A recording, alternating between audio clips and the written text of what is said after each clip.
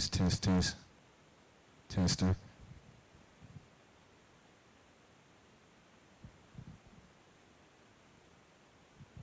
Tester.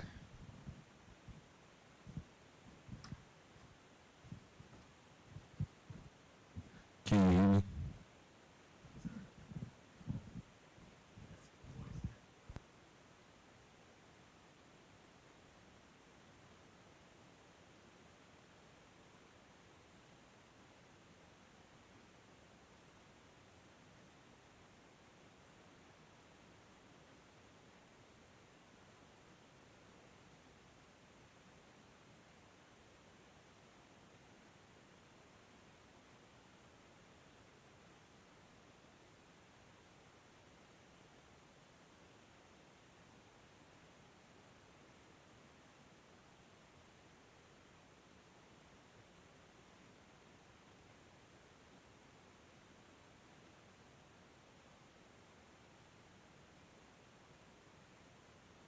One, two, two, three.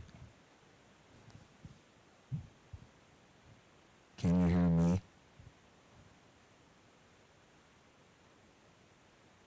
ABC.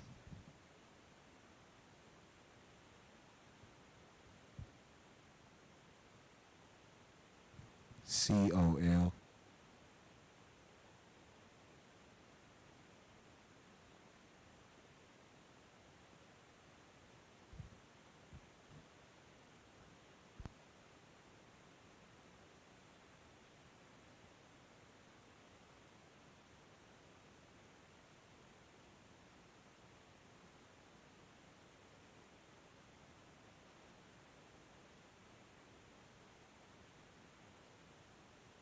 ABC, 1, 2, 3.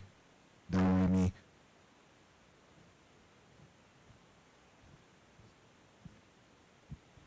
Good. Test, test.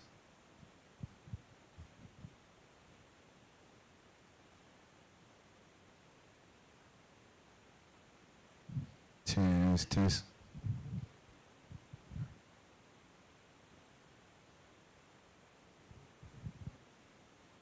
Test, test.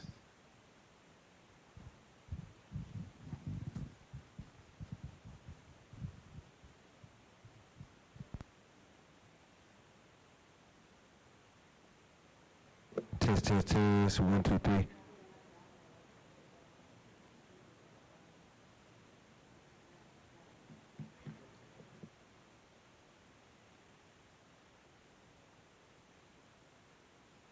Test, test. Tester, tester.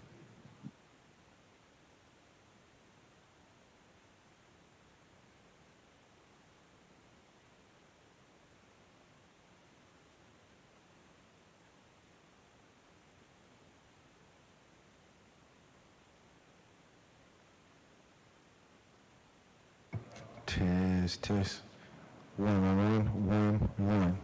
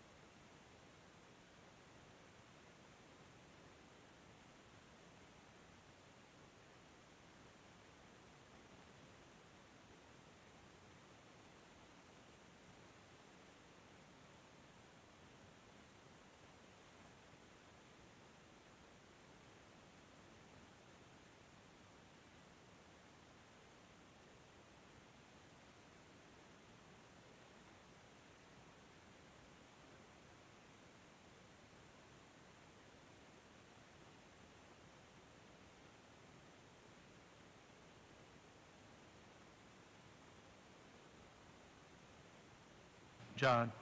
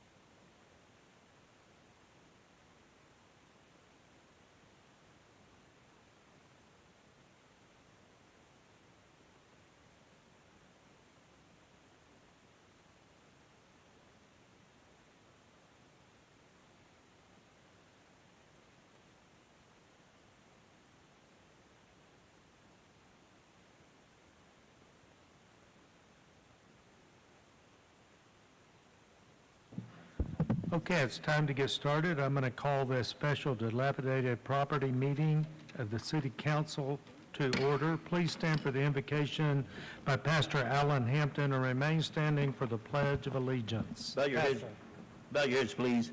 Father, we thank you for the opportunity to come together as a community and as a council to take a look at the issues that need to be taken care of. Give us wisdom and understanding to be able to make the proper decisions that we need to make to enhance our future. Bless everybody in the building and bless all the citizens, Lord, in Jesus' name, amen. Amen. Allegiance to the flag of the United States of America and to the republic for which it stands, one nation, under God, indivisible, with liberty and justice for all. Please call the roll. Hankins Booker. Smith. Present. Chapman. Gill. Yes. Hampton. Yes. Uyghur. Present. Williams. Warren. We got a quorum? Okay.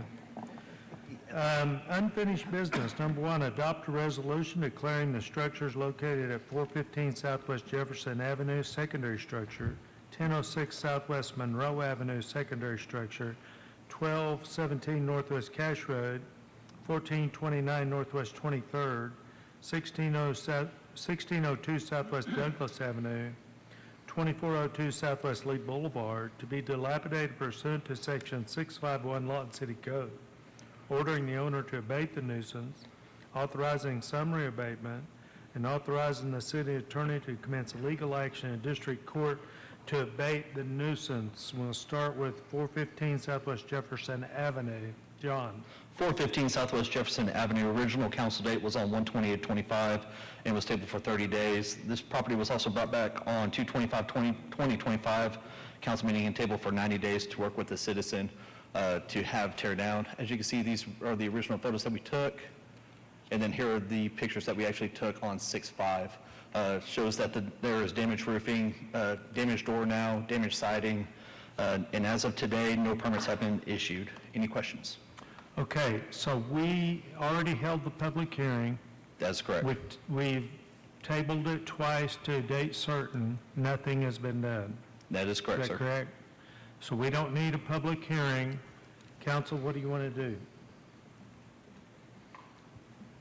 Mr. Allen, can you turn your mic off? Mayor, I move to approve a resolution declaring the structure on the property a dilapidated public nuisance and authorize the abatement thereof as set forth in the resolution. And we do have a second. Please vote. Hankins Booker. Yes. Smith. Yes. Gill. Yes. Hampton. Yes. Uyghur. Yes. Williams. Yes. Motion carries, bringing up 1006 Southwest Monroe Avenue, secondary structure. John? 1006 Southwest Monroe Avenue, secondary structure. Original council date was on 5/13/25. The reason why we tabled this one is because when the citizen owner came in, they said that the structure was already torn down. And as you can see on the picture that we took on June 5th, the structure is no longer there. Staff recommendation is no action to be taken. Okay, so we move, there is no action, correct, council? I see none. We move on to 1217 Northwest Cash Road. 1217 Northwest Cash Road, original council date was on 1/28/25 and tabled for 30 days.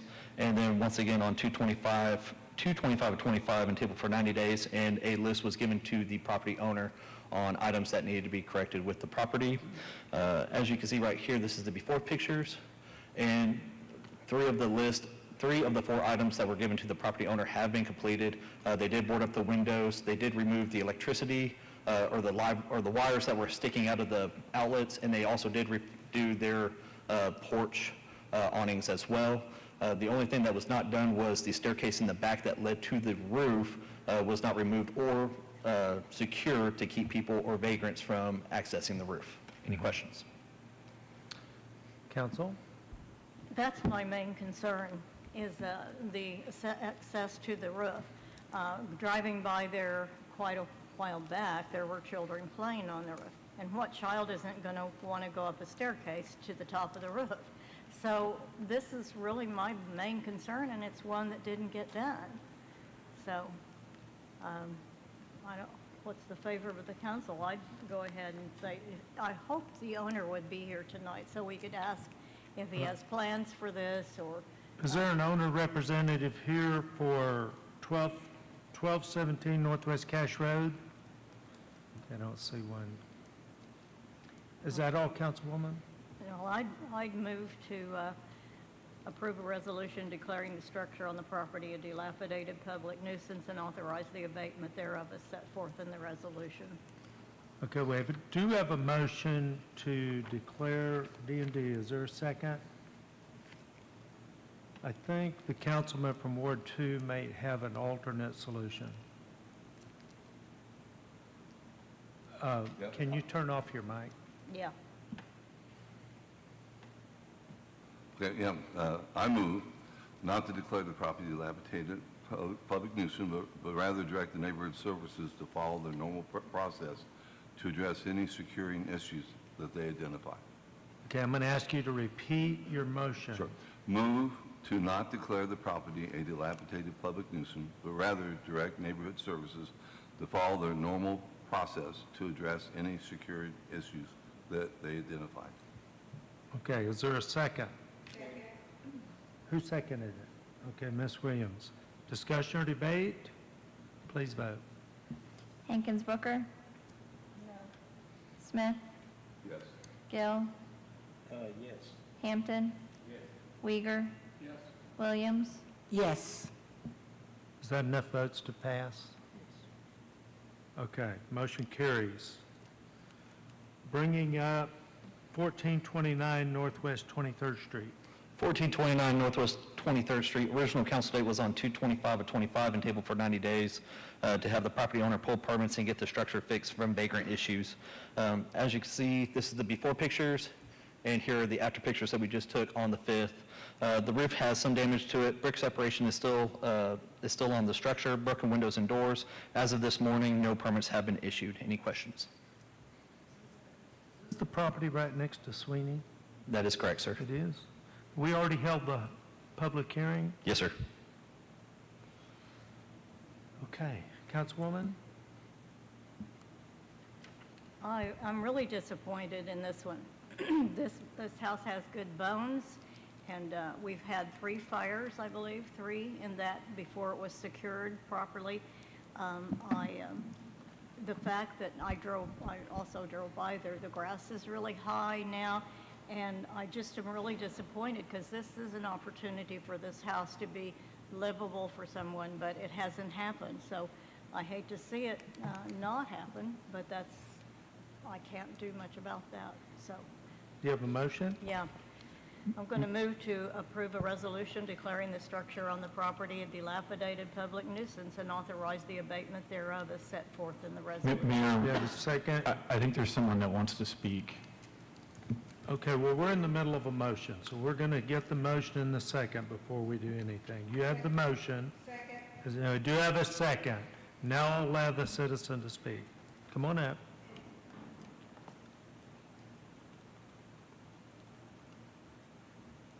Yes, I'd like to say that I'm the homeowner, and I have been working on this property nonstop. There's all new carpeting in it. Everything's been painted. All the trash has been removed. I fixed all the doors, the garage. The back door had been kicked in. I fixed that. I fixed all the entries, whether the house is secure. I've got in contact with the neighbor. We've exchanged numbers. There's been no more violations, no more entries. I feel that I've met the city's requirements as far as permits. When I looked through the city permits to be pulled, I didn't see any that involved the house. Everything looked repairable to me, so I spoke with the city over on 11th Street and spoke with them and told them everything I'd done. And they said, as far as, I spoke with him, he said his windows need to be replaced. But on the outside, they're storm windows. On the inside, they're wood windows, and it's the wood windows, they're just missing a pane. And the city down there said I could just replace the windows without pulling a permit. No, I'm pretty sure windows require a permit, and it's a life safety issue, escape during a fire. Yeah, they all meet. Now, I can see there's been miscommunication, and I really don't know what you mean, the city on 11th Street. You stopped a city worker, you mean, and talked to No, him? this, I don't know what the department's called. They moved from here over to, It's our division, so I need to see who he's. Oh, South 11th. they said that I could just replace the panes and I'd have to replace the total window. That would not require a permit. John, is a permit required on this property? So on this one right here, we do know vagrants came in there and copper has been stolen. So when he does start doing the plumbing and all the trades, he will need a permit. If he did replace anything on the windows, he will need to have a permit for the windows indoors. Okay, so council, given the history of this property, I think the timeline needs to be put in place. And sir, I want to tell you, my guess is, and my recommendation to the council is to go ahead and put this on the list. And what that means, the clock's ticking. You have 45 days to get a permit, and then you'll have to show progress every 90 days, okay? I mean, I've got pictures now to show what I've done.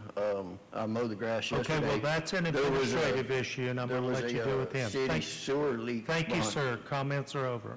Okay. Please vote. Hankins Booker. Smith. Yes. Gill. Yes. Hampton. Weeger. Williams. Yes. Motion carries. Bringing up 1602 Southwest Douglas Avenue. John? Sorry about that, sir. 1602 Southwest Douglas Avenue. There it is. Original council date was on 2/25/25 and tabled for 90 days. This structure had damaged siding, damaged roofing, and broken windows. All the issues, this before picture, and this is actually the after picture that we took on the 5th, all the soffit, the windows, everything that we brought to council has been fixed.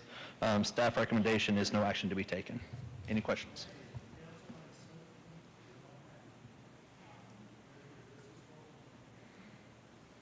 I didn't have my mic on. What I said was, this is exactly what we're looking for, is making structures usable again. So thank you to the owners of that property. It brings up 2402 Southwest Lee Boulevard. 2402 Southwest Lee Boulevard, the original council date was on 1/28/25 and then tabled for 30 days. It was brought back on 2/25/25 and tabled for 90 days. The list at that time was given to the property owner. 3 items on the list was given to patch up the roof, to paint the structure, and to get everything secured. This is the before pictures that we took, that we brought to front of council the first time, and this is this now when we took on the 5th. As you can see, there's actually still water from the rains that we have right there dripping on the right-hand picture. And as you can see, the structure has still yet to be painted and the roof has not been fixed. Any questions? Okay, walk through the history again. It first came to council when? First came to council on 1/28/25 and tabled for 30 days. We brought this back to council on 2/25/25 and it was tabled for 90 days. You directed staff to give a list to the property owner on items that they needed to fix on the structure. And that was done. On this one, none of the anything on the No. list. Oh, sorry. You did give him the list. Correct. And none of the work was done. That is correct. Okay, and we've already held the public hearing. That is correct. Yes, sir. Council, what's your wish here? Questions? Mayor, I have a question. Okay? Looking at this, Mr. Jernigan, the roof repair would require the beams inside that have been impacted by heat would need to be repaired as well, correct? I would believe so. I'm going to have to look at, yes. I would have to get with the building division, but I see Charlotte shaking her head, yes. Okay.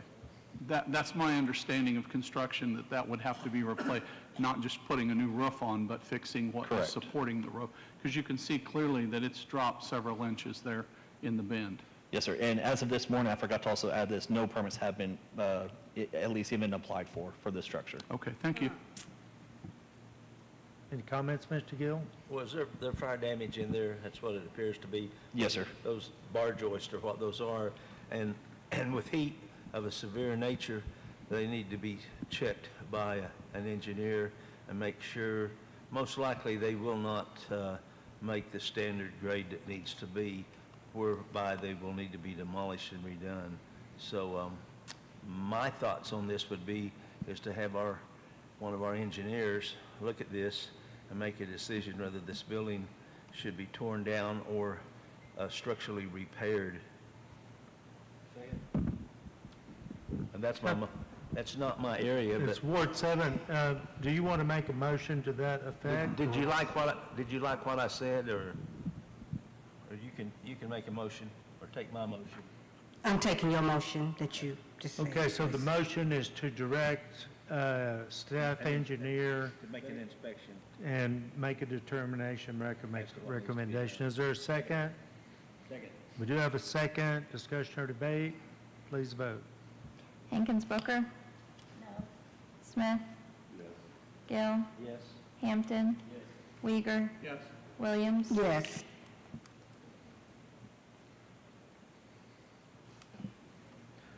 Okay, that is all of that agenda item, and agenda item number 2 is consider waiving council policy 1-6 to reconsider an item within 6 months and consider rescinding resolution number 25-82, which declared the structure located at 808 Southwest 9th Street a dilapidated structure. John? 808 Southwest 9th Street. Original council date on this one was on 4/8 of 2025. The reason why we're bringing this in front of you today, Stormwater is currently looking at purchasing these with a grant, I believe with FEMA, because this is actually in a floodplain. And so they're needing the resolution removed so they can purchase this land. Councilman?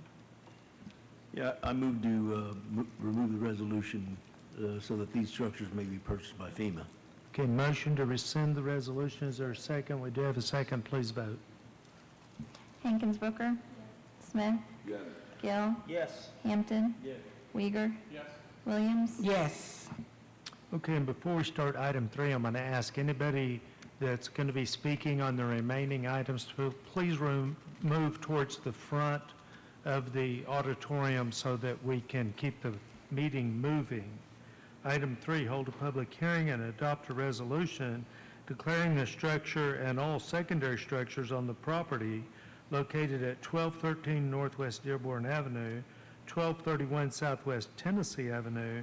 We're striking 1408 Northwest Lake Avenue back to 1513 Southwest New York Avenue secondary structure, 1603 Southwest Jefferson Avenue, 1801 Southwest E Avenue secondary structure, 1813 Northwest Jones Avenue, 2002 Southwest Douglas Avenue, 2004 Southwest Charles Whitlow Avenue, 2004 West Gore Boulevard, 2011 Southwest C Avenue, 2322 Southwest Tulane Avenue, 2338 Southwest Evans Avenue, 2418 Southwest D Avenue, 2504 Southwest J Avenue, 2716 Southwest G Avenue, 2716 Southwest I Avenue, to be dilapidated pursuant to Section 651 Lawton City Code, ordering the owner to abate the nuisance, authorizing summary abatement, and authorizing the city attorney to commence legal action in district court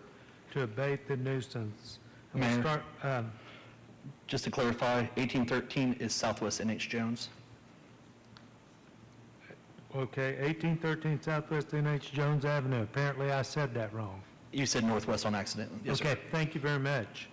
Okay, and I've got a memo here of the people that are here. So we're going to start with 1231 Southwest Tennessee Avenue. John?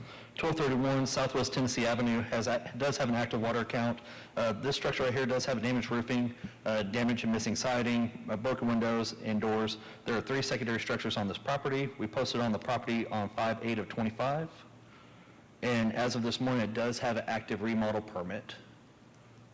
Any questions? Seeing none, I'll open the public hearing. Anybody wishing to speak on this item, please come forward at this time. 1231 Southwest Tennessee Avenue.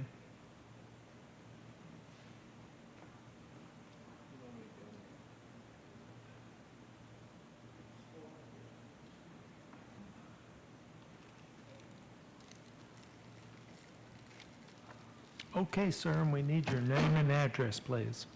We need your name and address, please. Lauren Winters. I live at Altus. I'm 721 North Park Avenue, Altus, Oklahoma. You have to tell us here. Say it again? What do you have to tell us here? What do you have to tell us? Oh, I've been working on that for a while. I bought that house from a tax sale, and we're not allowed to look inside, but the wires was gone, so that I got a bill from High Plains Journal in my folder for $13,000 to replace that wire. And we've done work on the roof. We've done a bunch of work inside, and everything that I know to do as far as making it a pretty nice house, you know. So I don't know what else to tell you. I've spent a lot of money on, I just have sheetrockers that liked maybe one day, but they finished, I think, today. So anyway, we're doing tape bed, texturing, and ready to paint. Okay, so you do understand the process, I think. If the council puts this on the D&D list, and I suspect they will, you'll have 45 days to get a permit, and you'll be required to make progress on it going forward, okay? You said I had a permit as of today? When I looked this morning, you did, yes, sir. So I've had a permit for a long time. He does have a permit? He does have an active permit I was right now. gonna say, 5/13 is when it was issued. Okay, so putting him on the D&D, of course, he's still required to keep that permit, Correct. and the clock starts ticking, right? Is that your recommendation? That is staff's recommendation. Okay, does anybody else wish to come and speak on this item? Seeing none, I'm going to close the public hearing. Councilwoman. Mayor, since he already has a permit, can we wait about 90 days and see what he's going to do as far as the house, instead of putting it on D&D? If you make that motion and someone seconds it, we can move in that direction. I'd like to motion, that's my motion. Okay, we have a motion and a second. Discussion or debate? Please vote. Hankins Booker? No. Smith? Yes. Gill? Yes. Hampton? Weiger? Williams? Yes. Do we have 5? Okay. Motion carries. Thank you, sir. Brings up 1801 Southwest E Avenue. If you'll please make your way to the front, 1801 Southwest E Avenue. John. Thank you.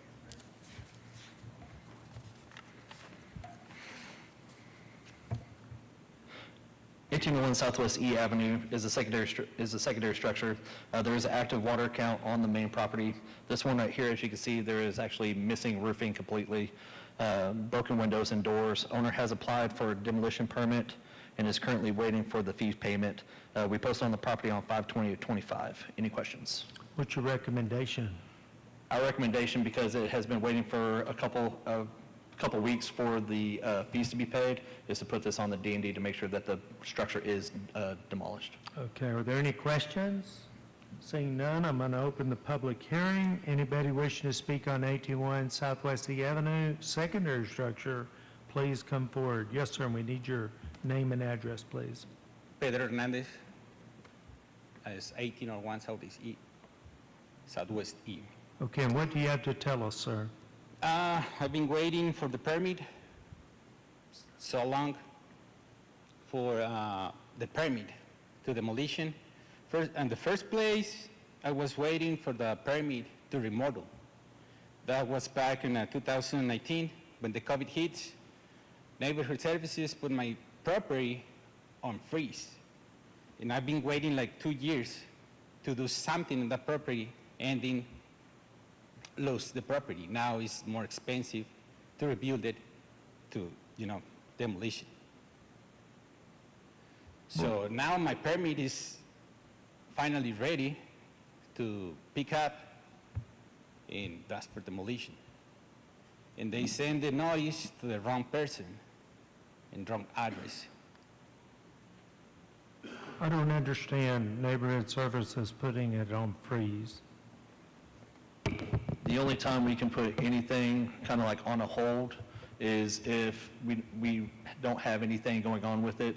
But normally we bring that back to council to see what you guys deem it to continue on with the permits or not. So there's been no city action that's kept him applying for 2 years? None that we can find. What about 2 years ago? None that we can, now I can find where we initially took this, but no action was taken on that one at the time.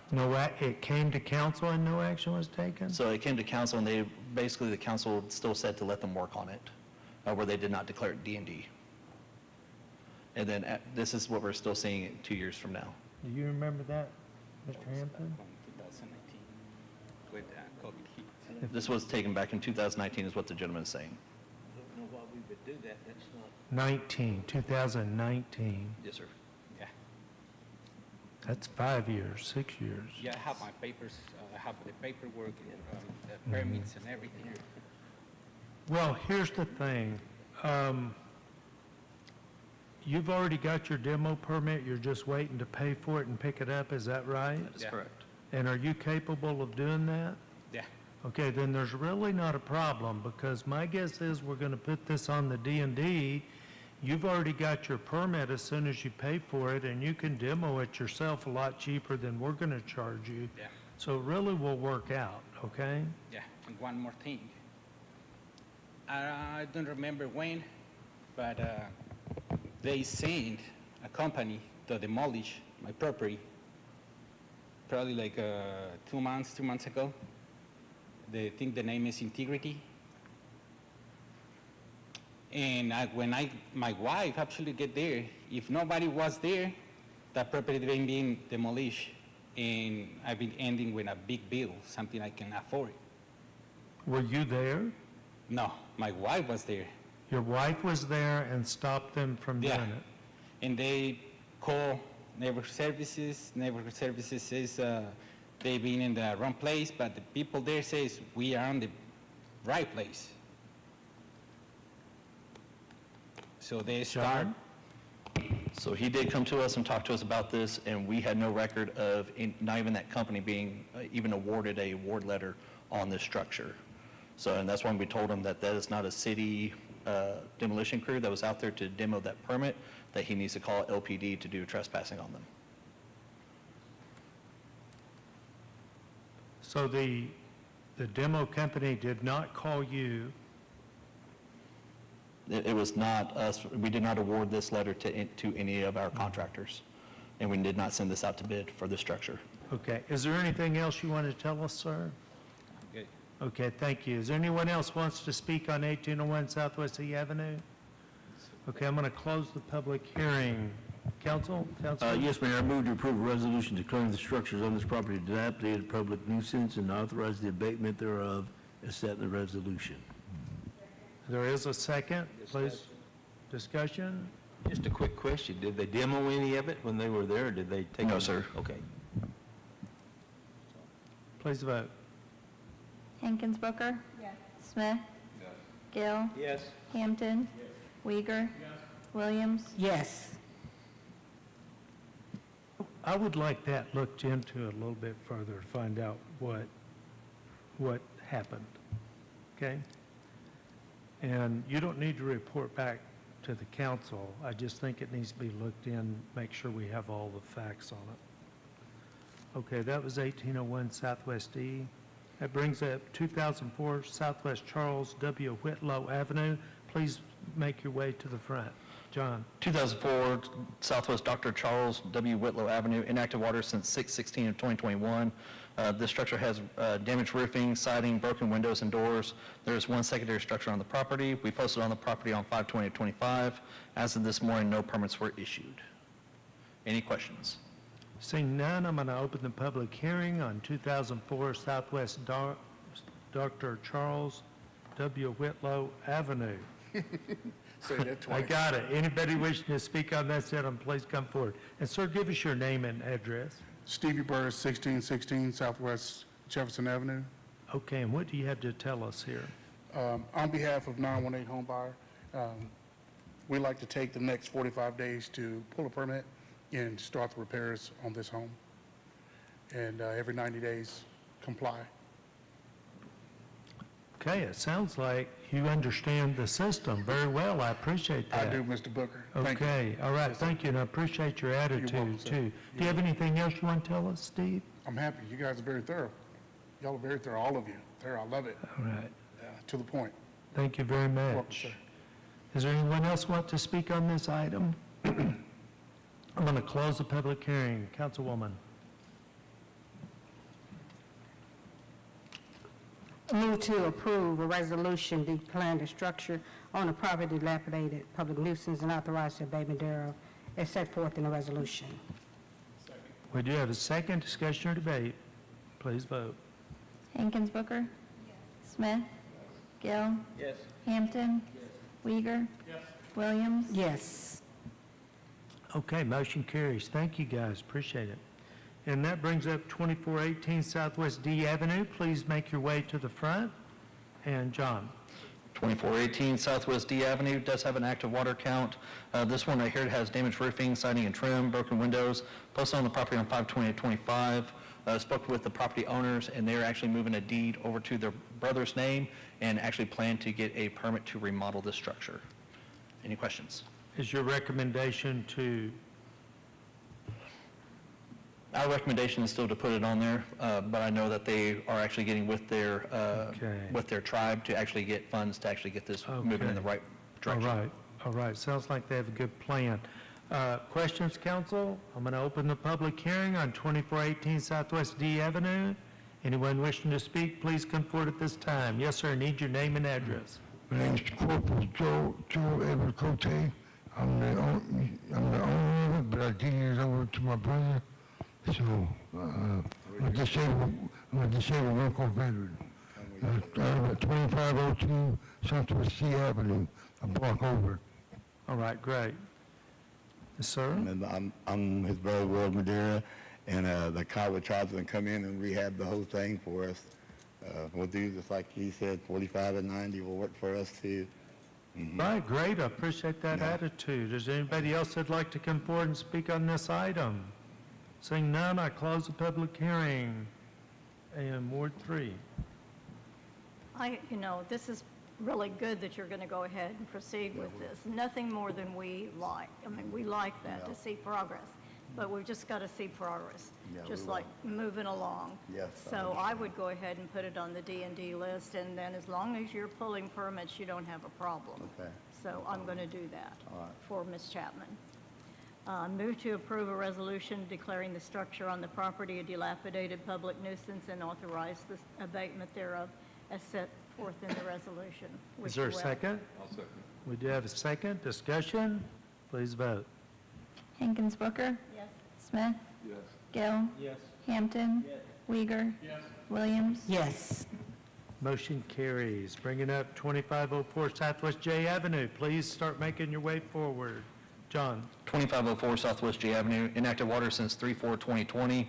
This structure right here has damaged roofing, damaged siding, soffit and trim. There are 3 secondary structures on the property, and we posted on the property on 5/28/25. As of this morning, no permits have been issued. Questions? Any questions? Seeing none, I'll open the public hearing on 2504 Southwest J Avenue. Anyone wishing to speak on this item, please come forward. Yes, ma'am, please give us your name and address. My name is Maria Uceda, and my husband Alexis Uceda. We just purchased this property a couple of months ago, and then Friday, my husband came and got the permit, so I don't know if that's in record. Okay, so you've got the permit. Moving Excuse me? forward. Did you say he did get the He permit? did get a permit, Friday. I don't know if Friday, he came it's in Friday. the paper, and I the one give me down here.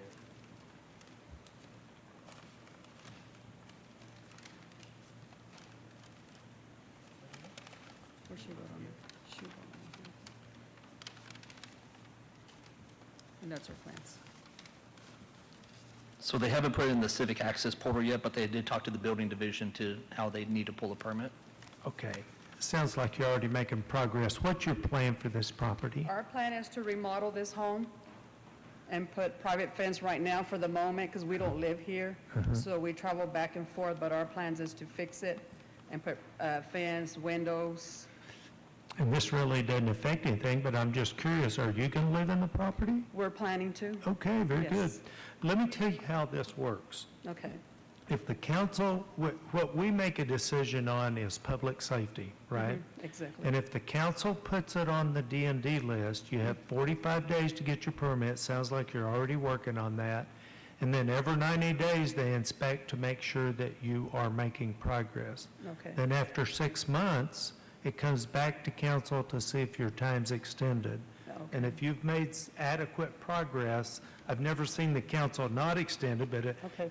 when progress was being made. Mhm, Okay, because our exactly. goal is that we have livable homes in the community. Exactly. So we're glad that you bought this. Now, do you have anything else you want to tell us? The only thing is, if we got that permit, so how long will that take for us to receive that? Do we get a piece of paper or what? So once it's issued out, Okay.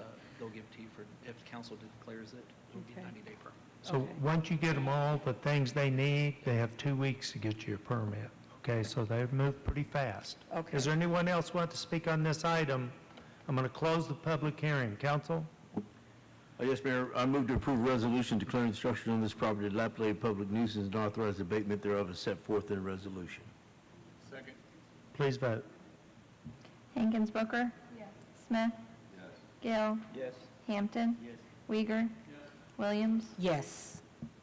Okay, motion carries. Is there anybody here to speak on any more homes on the D&D? Are y'all here? What's the address? I can't hear. 2322 Southwest Tulane, sir. 20, okay, we're going to go to 2322 Southwest Tulane Avenue. John? 2322 Southwest Tulane Avenue has inactive water since 9/15/2023 with a fire date of 8/16/24. This structure right here has damaged roofing, siding, trim, and soffit, and vagrant issues have been called on this. We posted on the property on 5/20/25. As of this morning, no permits have been issued. Any questions? Seeing none, I'm going to open the public hearing. Anyone wishing to speak on 2322 Southwest Tulane Avenue, please come forward. Yes, ma'am, and your name and address, please. Candace Johnson, 1108 Northeast 8th Street, Moore, Oklahoma. What do you have to tell us on this property? So my grandmother, she was in care of my aunt, Janet Rhodes, who was married to William on the house. And we had a family member living there for a few years, and then they didn't live there. It was vacant, and that's when the fire had happened. I'm requesting more time because I learned that since I was my grandmother's power of attorney, that I could get some kind of ownership to the property, and I'm wanting to either save it or sell it myself. What was the fire date, John? Excuse me. The fire date on this one was 8/16/2024. Okay, council, do y'all have any questions? What ward is this? Ward 3, she's not here. Okay, we do have a question from Ms. Williams. You said you're a port owner. When did you find out you're a port owner of this property? Whenever I had went to check on the property a few weeks ago, I had actually received the letter that was taped to the front of it, and I had seen my grandmother's name, and then I had sought out advice from an attorney about the property.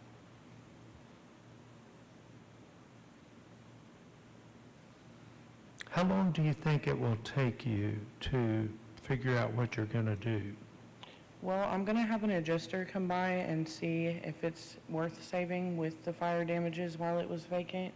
So I think the 45 days would be adequate to have a definite progress plan. John, are we having vagrant issues with this property? We have been called out there about vagrant issues on this property, yes, sir. You understand this is a public safety issue for our city and for that neighborhood, right? Yes, sir. So we need, if the council decides to give you some time, we need to make sure that you stay within that timeline, okay? Okay, I understand. Okay, is there anybody else wishing to come forward on this item? Okay, I'm going to close the public hearing. Council? I'm going to make a motion to approve a resolution declaring the structure on the property a dilapidated public nuisance and authorize the abatement thereof as set forth in the resolution, and we wish you well. Thank you. Is there a second? We do have a second. Please vote. Hankins Booker? Yes. Smith? Yes. Gill? No. Hampton? No. Uyghur? No. Williams? No. Okay, so the motion fails. Yes, sir. Does somebody have an alternate motion? I do. What do You want? go ahead. Make a motion that we extend this and bring it back in approximately 45 days, whenever that council meeting happens to be, and then make a decision. Is there a second? We do have a second. Discussion or debate? Please vote. Hankins Booker. Smith. Gill. Yes. Hampton. Weiger. Williams. Yes. Okay, motion carries. Thank you. That was 2322 Tulane. Okay, that brings up, okay, is there anyone else here for another property? Okay, we're going to go to 1213 Northwest Dearborn Avenue.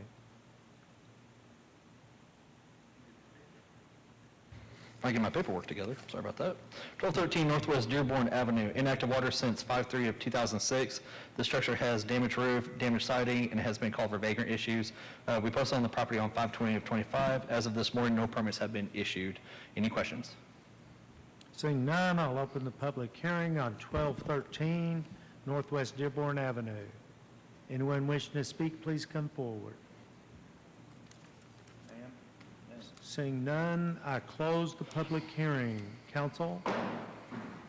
Yes, Mayor, I move to approve a resolution declaring the structures on this property a dilapidated public nuisance and authorize the abatement thereof as set forth in the resolution. Is there a second? Please vote. Hankins Booker. Smith. Gill. Hampton. Weiger. Williams. Yes. Motion carries. Bringing up 1513 Southwest New York Avenue. 1513 Southwest New York Avenue, secondary structure, does have active water on the main property. This one has damaged roofing, damaged siding. We posted on the property on 5/20 of 25. As of this morning, no permits have been issued. Any questions? Seeing none, I'll open the public hearing on 1513 Southwest New York Avenue. Anyone wishing to speak on this item, please come forward. Seeing none, I will close the public hearing. Councilwoman.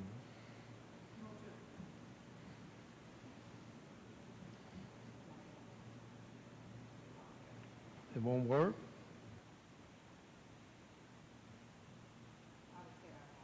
Move to approve a resolution declaring the structure on the property dilapidated public nuisance and authorize the abatement thereof as set forth in the resolution. You kind of use that Army officer voice. Is there a second? Discussion or debate? Please vote. Hankins Booker. Smith. Yes. Gill. Yes. Hampton. Weiger. Williams. Brings up 1603 Southwest Jefferson Avenue. John? 1603 Southwest Jefferson Avenue, active water on the property. This structure right here has damaged roofing, damaged siding, broken windows and doors. As you can also see that the carport has started to break away from the house. I spoke to the property owner and they're moving items out of the structure to have this one tore down and pull the permit on it. We posted on the property on 5/20 of 25. As of this morning, no permits have been issued. Any questions? Seeing none, I'll open the public hearing on 1603 Southwest Jefferson Avenue. Anyone wishing to speak, please come forward. Seeing none, I'll close the public hearing. Councilwoman? Move to approve a resolution declaring the structure on the property dilapidated public nuisance and authorize the abatement thereof as set forth in the resolution. Is there a second? Second. We do have a second. Discussion? Please vote. Hankins Booker. Smith. Gill. Hampton. Weiger. Williams. Yes. Motion carries. Bringing up 1813 Southwest NH Jones Avenue. John? 1813 Southwest NH Jones Avenue. No accountant was found on this for the water. This one has damaged roofing, no siding, and 2 secondary structures on the property. We posted on the property on 5/20/25. As of this morning, no permits have been issued. Any questions? Seeing none, I'll open the public hearing on 1813 Southwest NH Jones Avenue. Anyone wishing to speak on this item, please come forward. Seeing none, I will close the public hearing. Councilwoman. Move to approve a resolution declaring the structure on the property dilapidated, a public nuisance, and authorize the abatement thereof as set forth in the resolution. Is there a second? Second. Please vote. Hankins Booker. Smith. Gill. Yes. Hampton. Weiger. Williams. Yes. For the chickens' sake. Motion carries. Bringing up 2002 Southwest Douglas Avenue. John. 2002 Southwest Douglas Avenue, inactive water since 1/27 of 2021. This one has damaged roofing, damaged siding and trim, and broken windows and doors. Posted on the property on 5/28/25. As of this morning, no permits have been issued. Any questions? Seeing none, I open the public hearing on 2002 Southwest Douglas Avenue. Anyone wishing to speak, please come forward. Seeing none, I close the public hearing. Councilwoman. Move to approve resolution declaring the structure on the property dilapidated, public nuisance, and authorize the abatement thereof as set forth in the resolution. Is there a second? Second. Please vote. Hankins Booker. Smith. Yes. Gill. Yes. Hampton. Weegar. Williams. Yes. Motion carries, bringing up 2004 West Gore Boulevard. John? 2004 West Gore Boulevard, inactive water since 1/8 of 2015. This one does have damaged roofing, damaged siding, broken windows, damaged trim. Posted on the property on 5/28/25. As of this morning, no permits have been issued. Any questions? Any questions? Seeing none, I open the public hearing on 2004 West Gore Boulevard. Anyone wish to speak on this item, please come forward. Seeing none, I close the public hearing. Councilman. I move to approve resolution declaring the structures on this property dilapidated public nuisance and authorize abatement thereof as set forth in the resolution. Is there a second? Discussion? Please vote. Hankins Booker. Smith. Yes. Gill. Yes. Hampton. Weegar. Williams. Yes. Motion carries, bringing up 2011 Southwest C Avenue. John? 2011 Southwest C Avenue does have an active water count. This structure does have damaged roofing, siding, trim, and soffit. No permits have been issued. We post on the property on 5/28/25. Any questions? Seeing none, I'll open the public hearing on 2011 Southwest C Avenue. Anyone wishing to speak, please come forward. Seeing none, I close the public hearing. Councilman. Yes, Mayor, I move to approve a resolution declaring the structures on this property a dilapidated public nuisance and authorize the abatement thereof as set forth in the resolution. Please vote. Hankins Booker. Smith. Gill. Hampton. Weegar.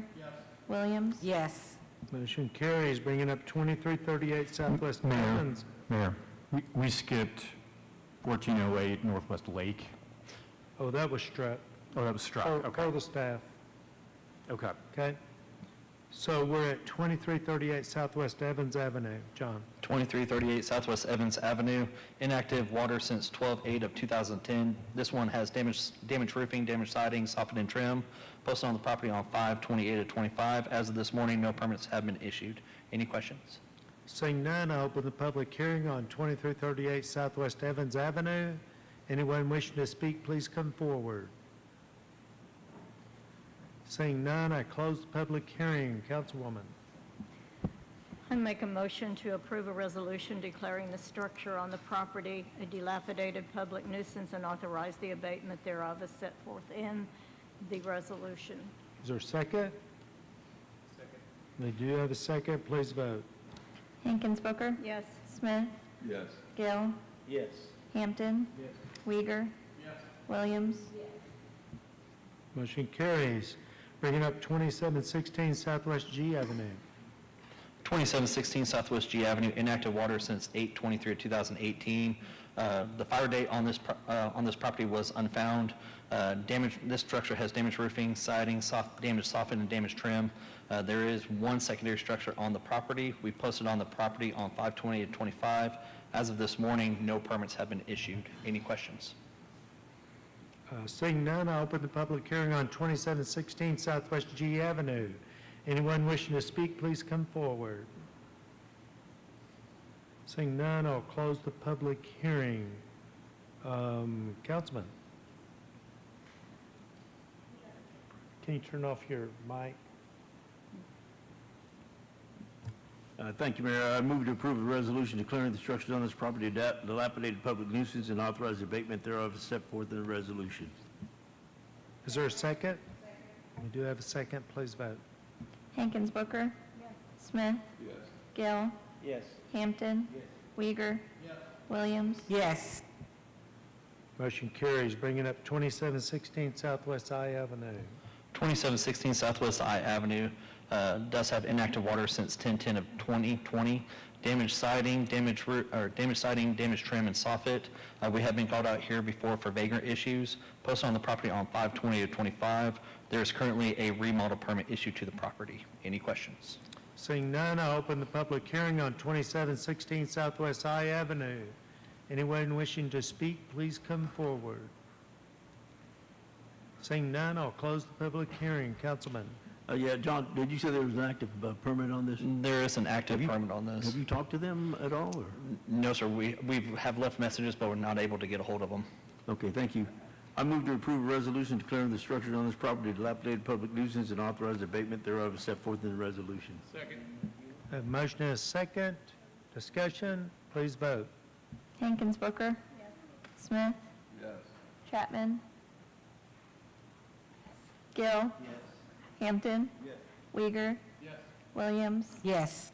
Warren. Okay, I couldn't hear all those. Was that a pass? Okay, motion carries. Is that all of them? I didn't miss any? Okay, we're good. I need a motion to adjourn. So moved. Motion and a second. Please call the roll. Hankins Booker. Smith. Yes. Gill. Yes. Hampton. Weiger.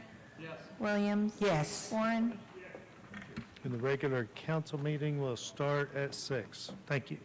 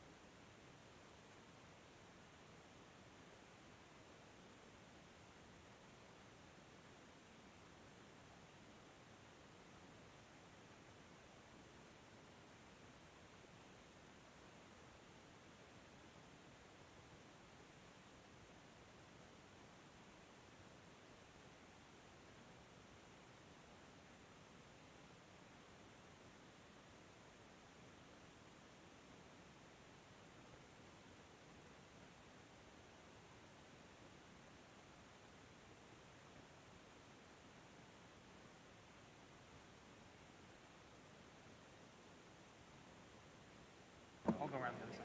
Tester, tester.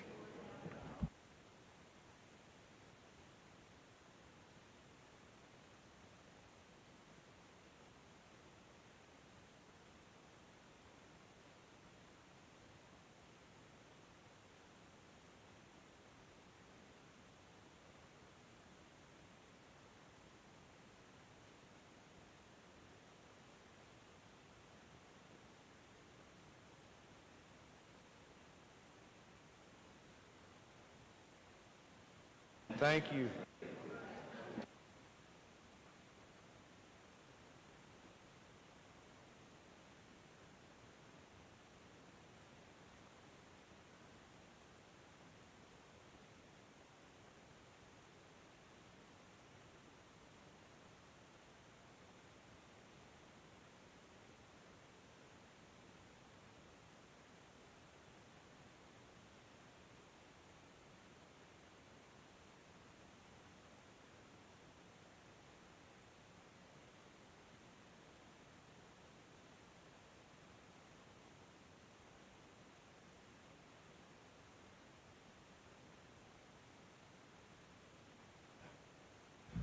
attendance test.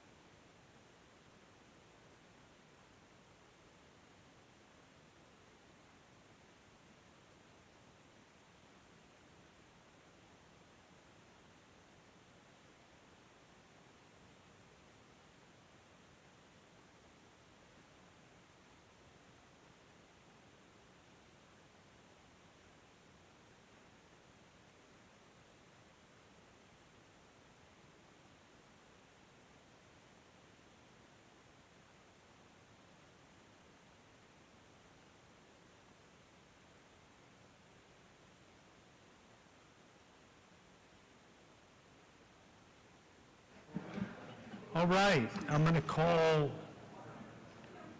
as soon as we get all the council members seated.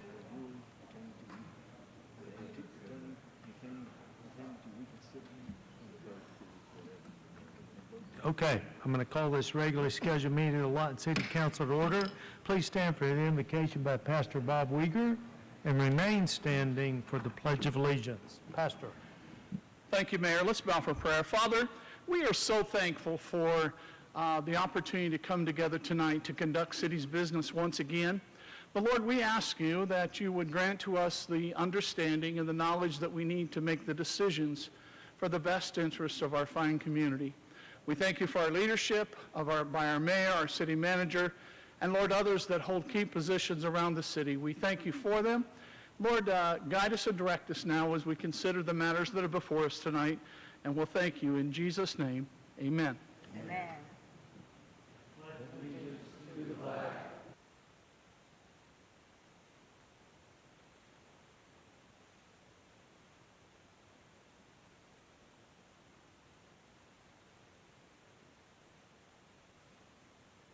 Thank you, Pastor Weger, and please call the roll.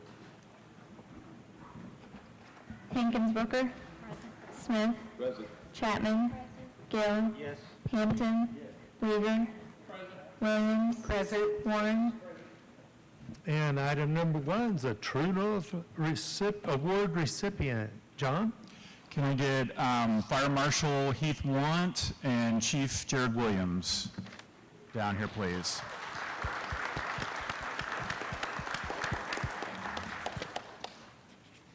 Guess Jared couldn't make it tonight. Well, you know, Heath is an individual that we expect a lot of. He's in a director position, as is Chief Williams, so it's very rare that we recognize our leaders because we expect a lot of them on a daily basis. We expect them to be experts in their fields. We expect them to lead their divisions. But what they did on the 20th of May was pretty extraordinary. Both Fire Marshal Juan and Chief Williams were about their daily business, and the call comes over dispatch. A deputy sheriff over in the courthouse was in full cardiac arrest. So realizing that they were the closest to the scene, they self-dispatched, they immediately got there, they started assessing the situation, they worked well together as a team.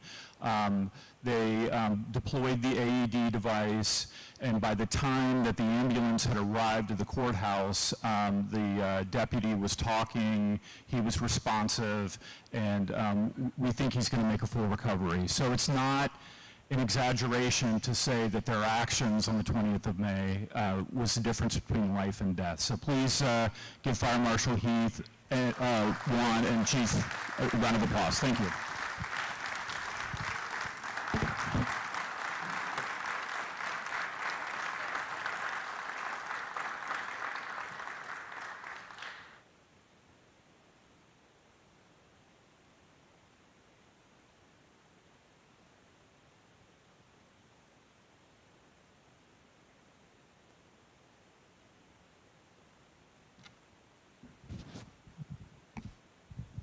Okay, Chief Smith, come on up.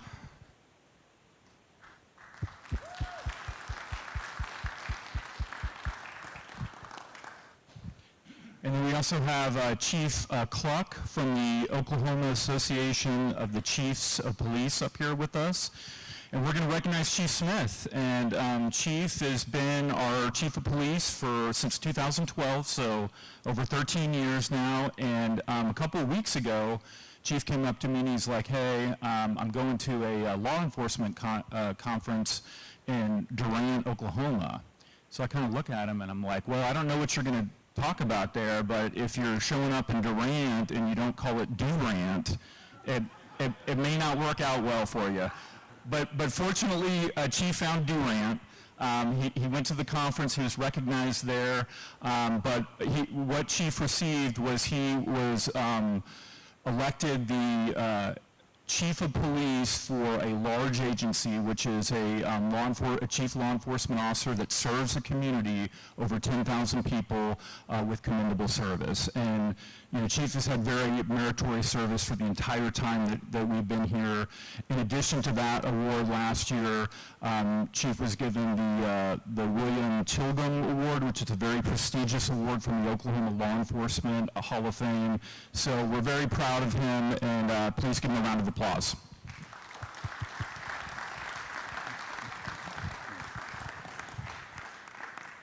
Chief Smith, I want to present you with the award from the Large Agencies Chief of the Year.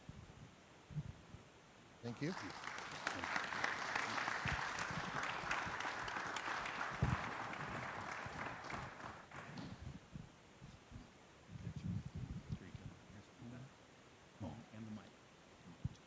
I'll get the mic. Yeah. Added benefit.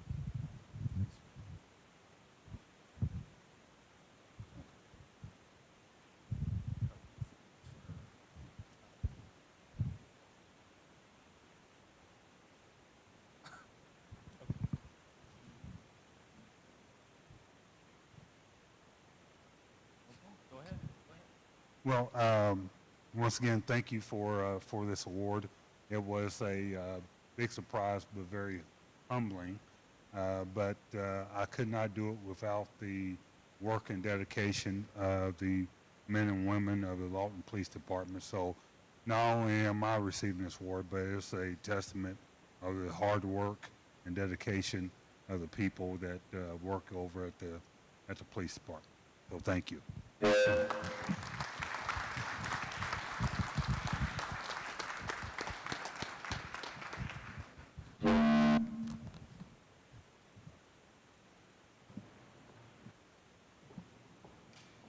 Okay, got that fixed. Okay, that brings up the reports by the mayor, city council, and city manager. We're going to start with city manager since he's on a roll.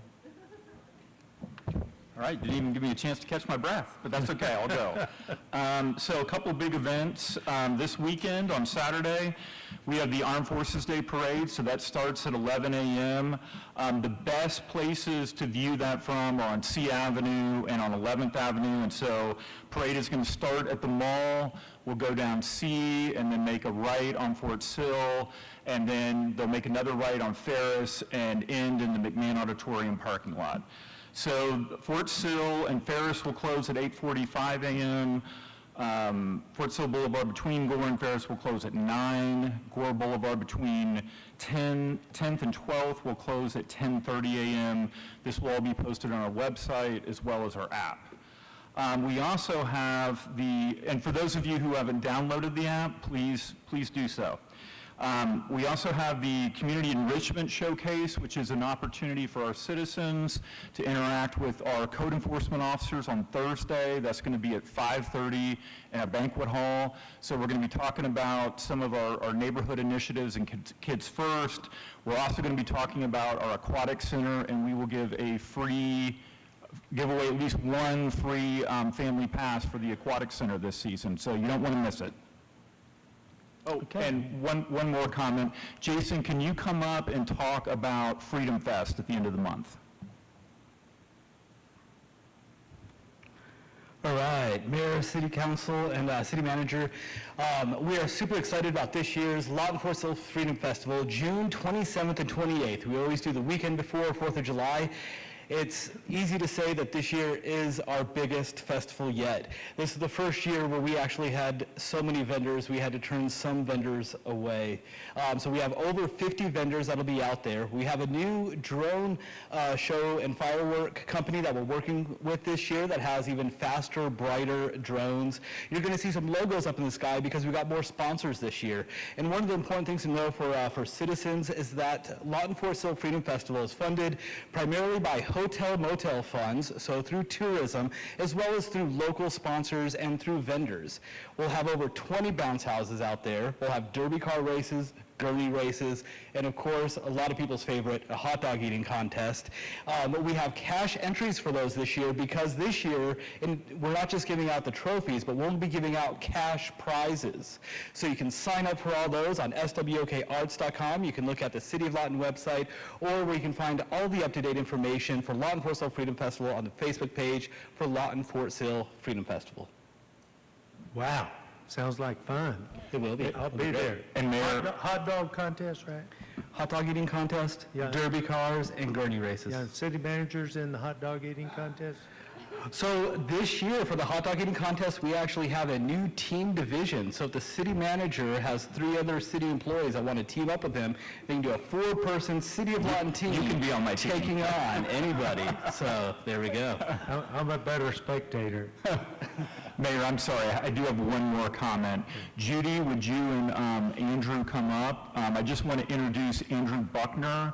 He is our new network administrator in IT, and so we just hired him within the last few weeks, and I'll let Judy introduce him.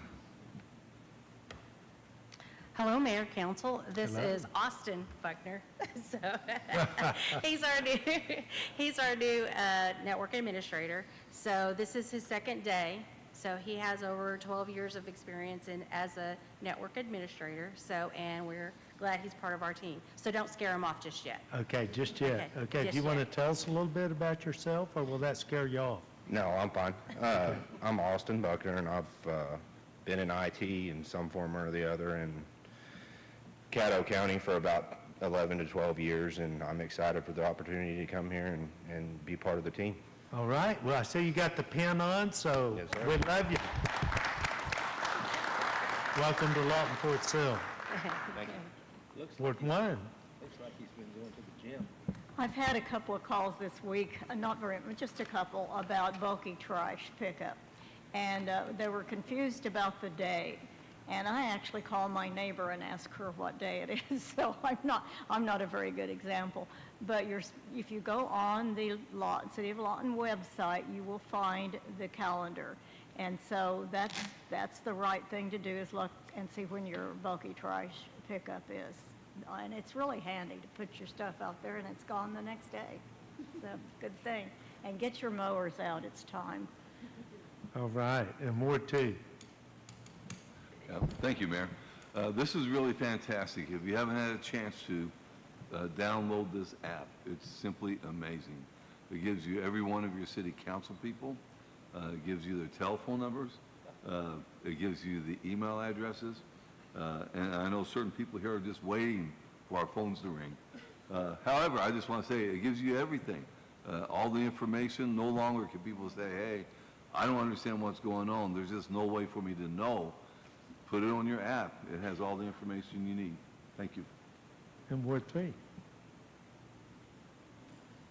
That's why I said 3. No. Well, it's good to be back. I have missed you all.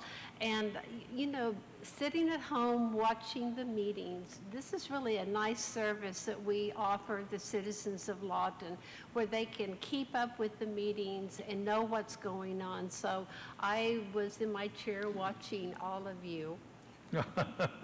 And Ward 4. Well, we always talk about bridges and streets, the important things in the city of Lawton. We've got so much construction going on. We're so fortunate in this city.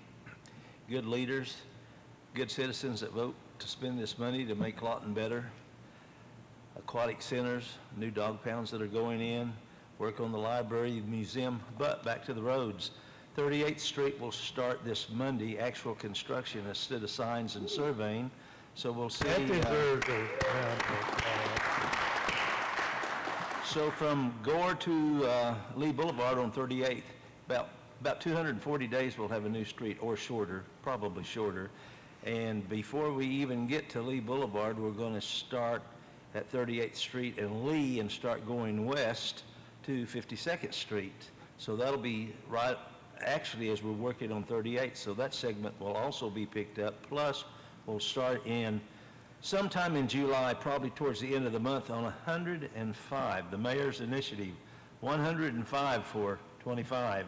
So we're fixing to start that, And so you're going to probably run into construction anywhere you turn, but we need that, and it'll be great when it's all done.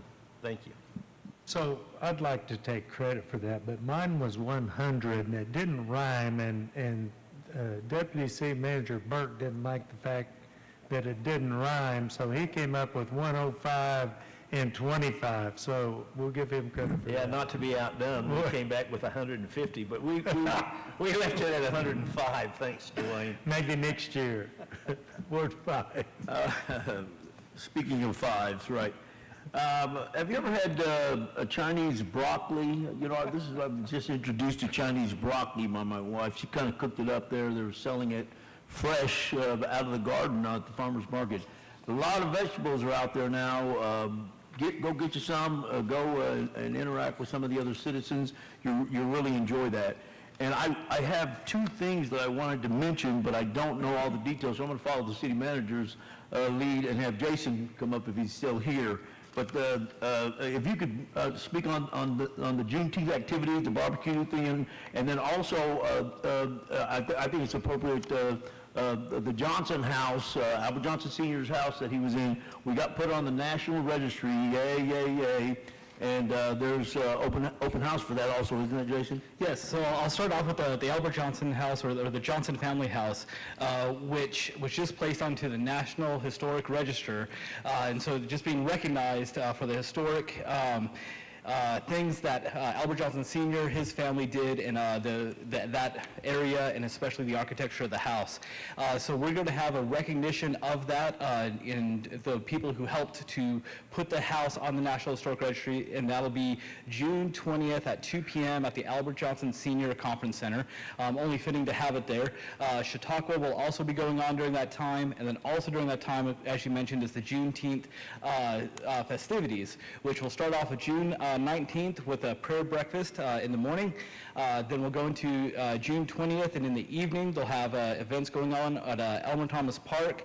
That'll carry over into Saturday, where you'll have the barbecue contest, which is primarily sponsored by the Law Enforcement Chamber and the Convention and Visitors Bureau. And so the barbecue contest, I believe it's $200 per team, and they're giving out over $5,000 in prize money. I think $9,000. $9,000 in prize money there. And then that evening, we'll be going over to the Patterson Center. There's assistance with the City of Lawton, hotel, motel funds. There'll be free food out there, free events, and come out to the Patterson Center that evening. Yep, yeah, Jason, are they doing ribs again, or ribs and brisket? What are they? So the cook-off is ribs. Contest, yeah. Yep.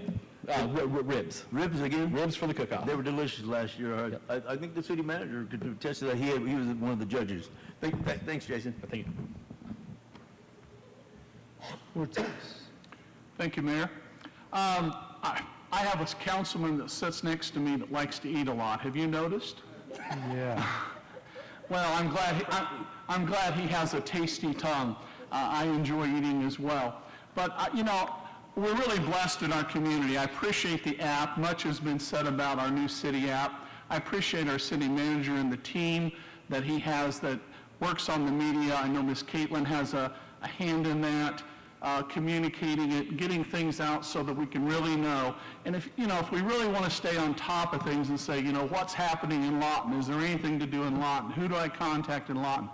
I'm so thankful that we have a city staff that knows how to use this technology to the best abilities to meet the needs of our people, to keep our people informed, which goes back to the transparency and trust of our North statement. So I just want to say I appreciate everybody that puts the effort into that, because it really is a nice feature. I wish I could tell you how it all works, but I can't. All right, and Ward 7. Yes, I'd like to give some more dates as far as the Lawton Chautauqua. It's the theme is going to be America in the Roaring 1920s, and it's going to be from Tuesday, June the 17th through Saturday, June the 21st, and that is at the Albert Johnson Senior Conference Center, 91 Northeast Main Street, Lawton. Also, I'd like to give out this number. I'm getting a lot of phone calls from some of the citizens, and you're not for sure exactly what ward you're in, but if you can, I'm going to give you this number where you can call and you can find out which ward you actually live in. It's 580-353-1880. That's the voter registration office. You just give them your address, and they will let you know exactly what ward you're in. That's all I have. Thank you. Give them Ward 8. Council, I'd like to thank staff and Caitlin for that app. It is amazing, and it's a long time coming.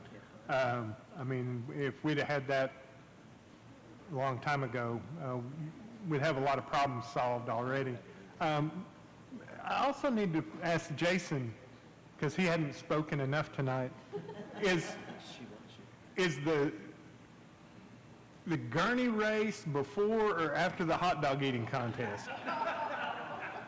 Because, you know, I may need to lay down.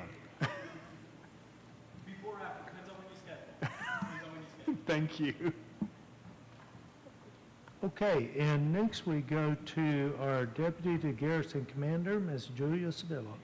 Thank you, sir, and hello, councilmen and women and community. So I've got some exciting news, an invitation for all of you.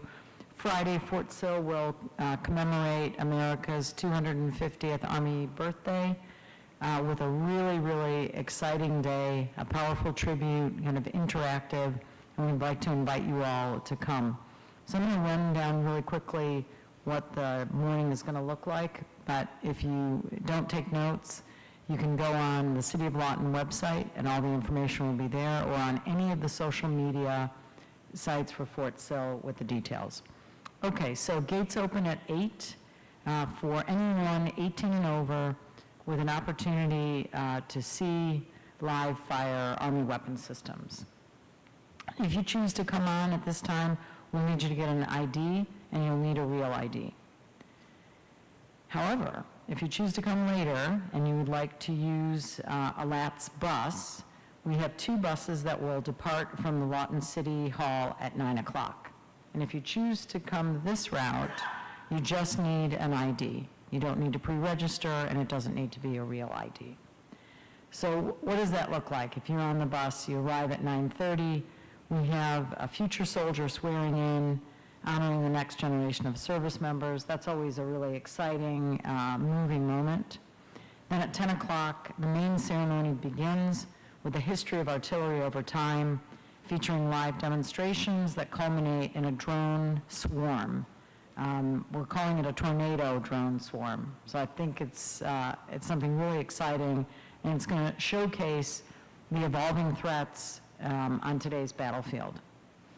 So I'd like to invite you all out. Thank you, LATS, for offering those 2 buses, and we'd be honored to see you on Fort Sill to enjoy this day. All right, sounds like fun. I'll be there. And I think Ms. Williams had another announcement. Yes, thank you, Mayor. This summer, there's free lunches for the children in different areas, but I'd just like to announce specifically in Ward 7.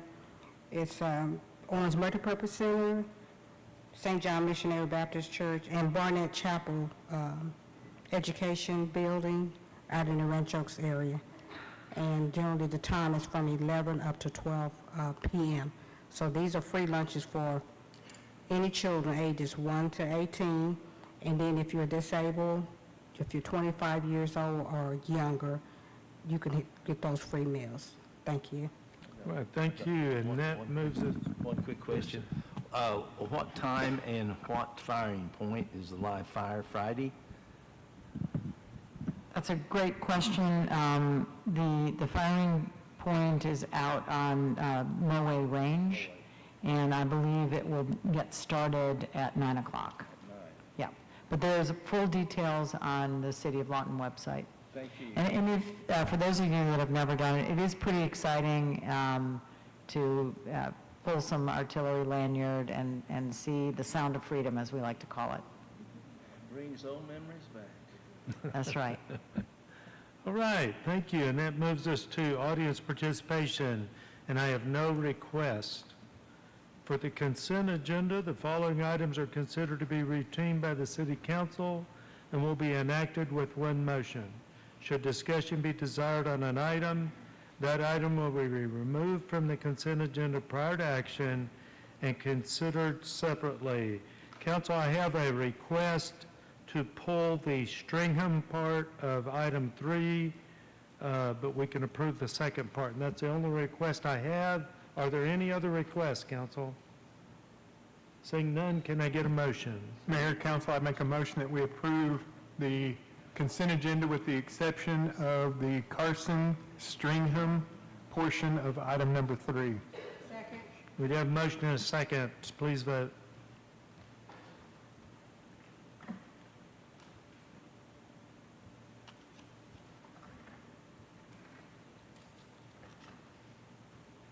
Motion carries. And so that brings up item 3. Consider the following tort claims recommended for denial. Jennifer and Carson Stringham. Garrett. All right, good evening, Mayor, Council. Carson Stringham is the owner of the property at 806 Northwest 48th Street here in Lawton, Oklahoma. Jennifer Stringham has filed a claim and alleges that on February 8th, 2025, at approximately 5:30 p.m., a water main break broke across the street from her residence, and high water pressure dumped on her home for approximately 90 minutes, resulting in roof, siding, and gutter damage. Claimant has submitted 2 estimates from Liberty Roofing, both in the amount of $725 to replace 1 square of shingles and reflash under siding to prevent leaking. Ms. Stringham, though, in her claim form has requested a total of $3,075. The facts as they are, according to the City of Lawton, emergency dispatch records on February 28, 2025 received their first call at 5:23 p.m. from a citizen that reported a water main break at or near 805 Northwest 48th Street. And that had water shooting into the air and was hitting people's homes. At approximately 5:42, the dispatcher was able to make contact with an after-hours water distribution employee. He responded to that call and started shutting down the city's mains.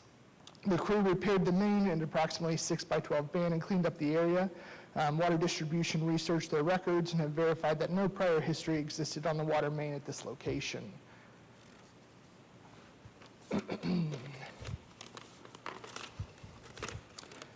In the case of defective water and sanitary sewer systems, the Oklahoma Supreme Court has held that complaining party does not meet its burden of proving negligence unless prior defect of a notice of condition or actual constructive notice has been received by the entity controlling or managing that system.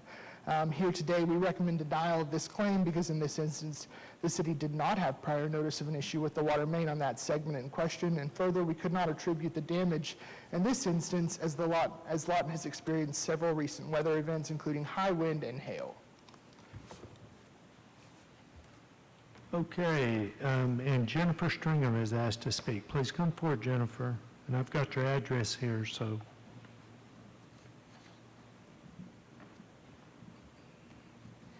Hello, Mayor and Council. I would like to clarify, there was a clerical error when I made the tort claim.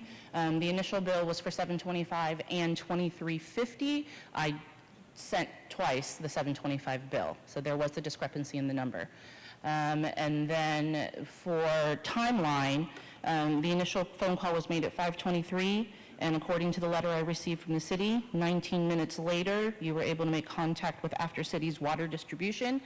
It was then 54 minutes later that we actually saw a water truck, like a City of Lawton truck, appear on the street, back up, and then another 28 minutes before the water finally shut off. And to have that much pressure of water hitting my home for almost 90 minutes, the roofers came out and assessed that there was appropriate damage for it. Okay, Council, do you have any questions? Is that all you have to tell us, ma'am? I have videos, but I also submitted those, so I don't know that you want to see them. Okay. I think the issue is the legal basis for the claim, if I'm not mistaken. Isn't that right? We recommended denial of this claim based on notice. We would have to have some type of notice of issue with that main line. Since we had none, we recommended denial. I think another problem with part of the claim and part of the reason for our recommendation of denial is that the photos that we received were small mineral deposits that were pictured around the house. We weren't sure that that could be associated with the type of damage that was alleged here. Could have been prior existing damage from some type of weather event, is what was noted in our claims review. So. I did have a question before you sit down. So I heard you mention earlier a couple of different claims in the $700 range, and I don't have a clear understanding of this price I'm looking at was $3,075. So how did we go from a $700 to a $700 to a $3,000? Yes, sir. I believe that's what she said. She had submitted the same estimate twice. We received the $725 one twice, and then on the total for her cost of claim on her claim form, that's when she put the $3,075. Does she have receipts? Have we? Council, do you have questions or otherwise motions? Council, in order to follow our legal advice, I would make a motion to deny. Is there a second? Am I, Excuse me, just a minute. Sure. Is there a second? Okay, we have a motion and a second. Discussion from the council members. Please vote.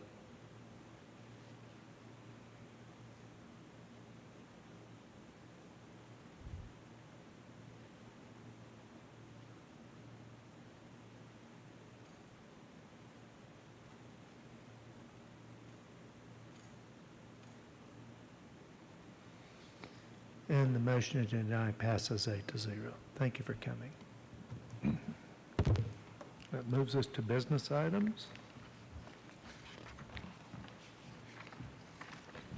Item number 20, consideration and action upon a resolution of the City of Lawton, Oklahoma, the city, approving and authorizing the incurring of indebtedness by the trustee of the Lawton Industrial Development Authority, the authority, to be accomplished by the issuance of its sales tax revenue and refunding bond series 2025A or other evidences of indebtedness in one or more series, either in these series names or others determined as needed on a tax-exempt or taxable basis at a premium or discount in the aggregate principal par amount of not to exceed $130 million and no $100 for the purpose of financing all or a portion of the costs of acquisition, construction, equipping, renovating, and improving certain streets and capital improvement projects for the benefit of the city and for the purpose of refunding a portion of the outstanding indebtedness of the authority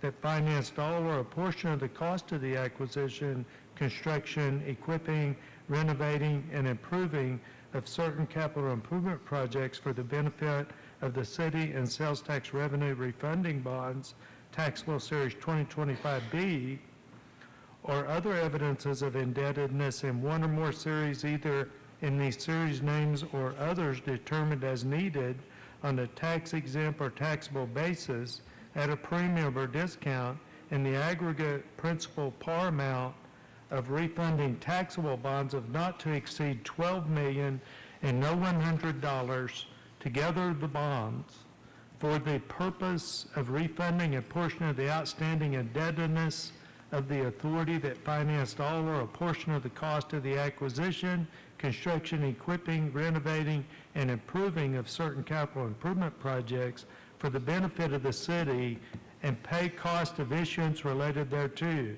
provided that the organizational document creating the authority is subject to the provisions of the bond indenture authorizing the issuance of said bonds, approving the award of the sale of said bonds on a negotiated basis, approving the waiver of competitive bidding with regard to the sale of said bonds, and approving the proceedings of the authority pertaining to the sale of said bonds, approving and authorizing a sales tax agreement, the sales tax agreement, by and between the city and the authority pertaining to a year-to-year pledge of certain sales tax revenues and all matters related thereto, including execution of all related documents thereto. And Chris, before you start speaking, we do have, and I'm going to let you speak first, but I want the citizen David Reeves to start making his way to the front so we can keep the meeting moving.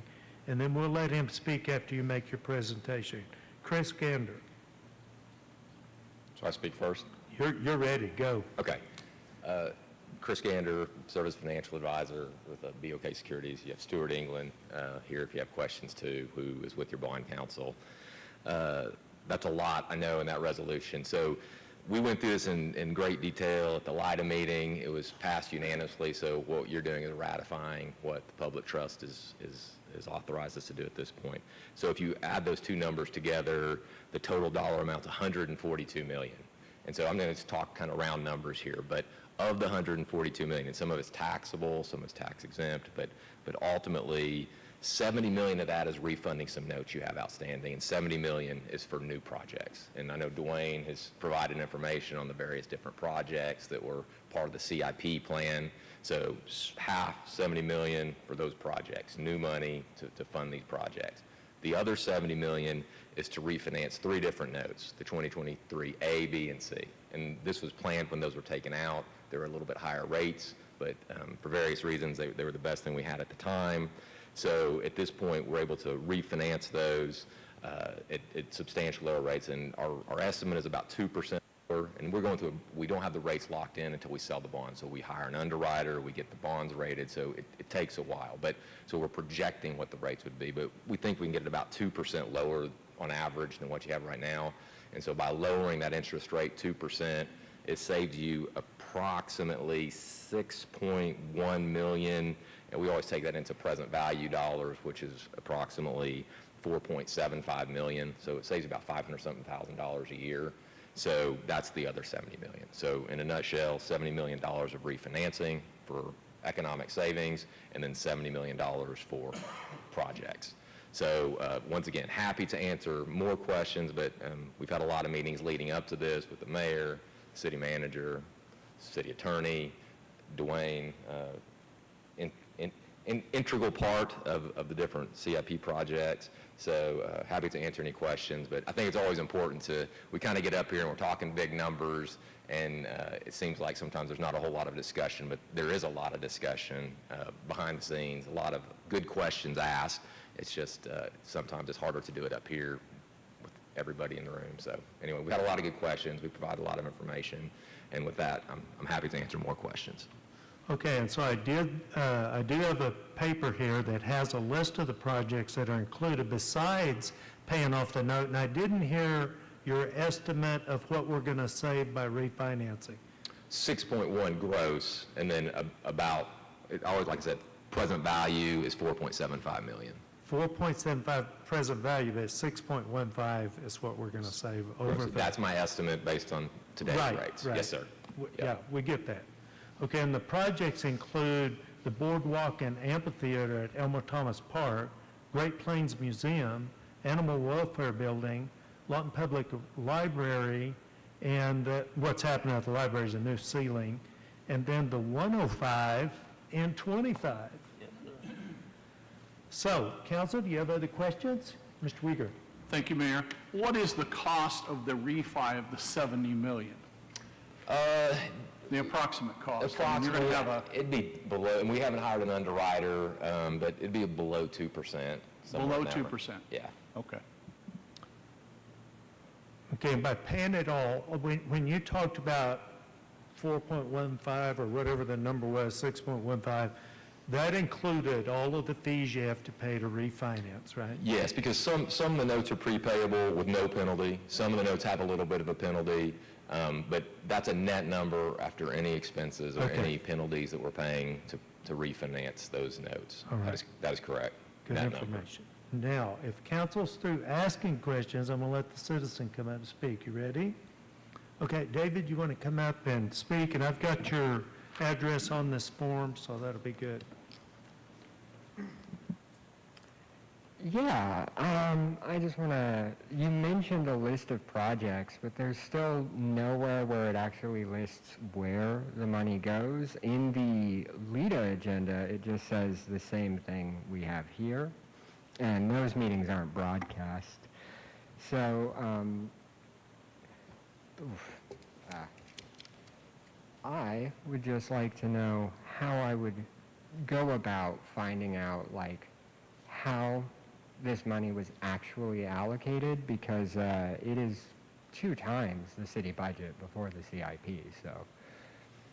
Well, it's not unusual for capital projects to be, a total of capital projects to be more than the city budget. But you can get with the staff and they will give you a breakdown of what that was. And I'm a little bit surprised that that wasn't in some public paper, was it not?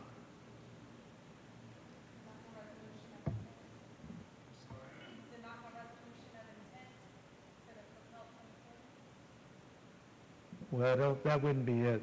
And they are items from Propel 2040. You're absolutely correct. They've all been approved by the city. That's absolutely correct. But they weren't in any of the agenda items, and we probably need to be doing that. I thought we did. None of the agenda items mentioned Propel 2040 specifically, so. It is But if you'll deeply get with unclear. It just says certain capital improvement projects about 4 times. If you'll get with the staff, they'll give you a list of those. Thank you. Okay. Now, council, do you have any questions or comments? Seeing none, do you have a motion for approval or denial? Move to approve. A motion for approval. We do have a second. Discussion. Please vote.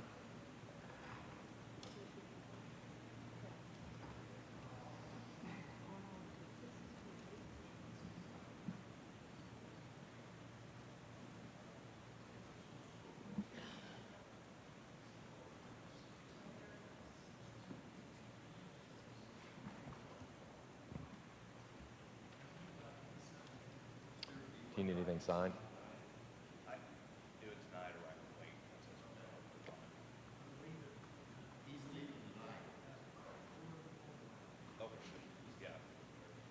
Thank you. Motion carries 8-0, and we're going to take just a 5-minute break to sign the documents.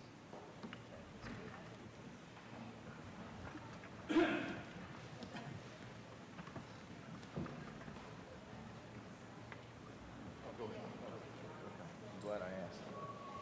Hey, George, yes. Yes. I asked. Yeah, it's okay. I just. Okay, now go ahead.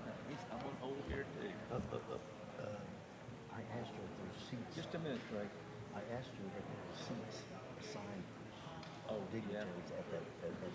Yeah. And she gave me, told us that we need to go ahead and contact Julia's office. And then they will contact you. And she has a number to call. Because they're going to have seats for us to go in. Okay. To sit down. Okay. Okay. You call. What's up? I'm in council meeting. Well, I wouldn't, but we just took a 5-minute break just about the time you called, so. Well, yeah, a long time ago, months ago. Whatever you think. Yeah.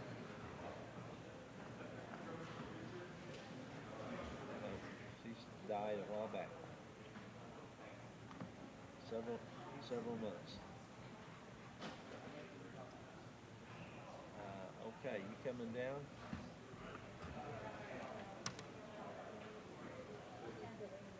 Why?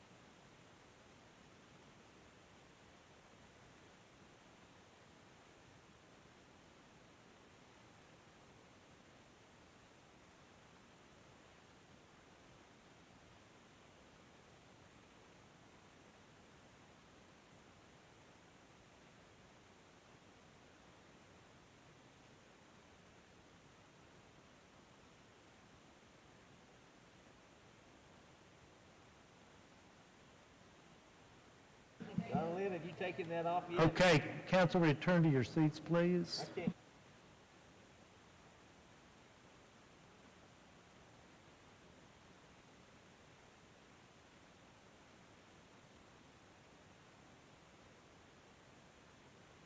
Where's the city manager?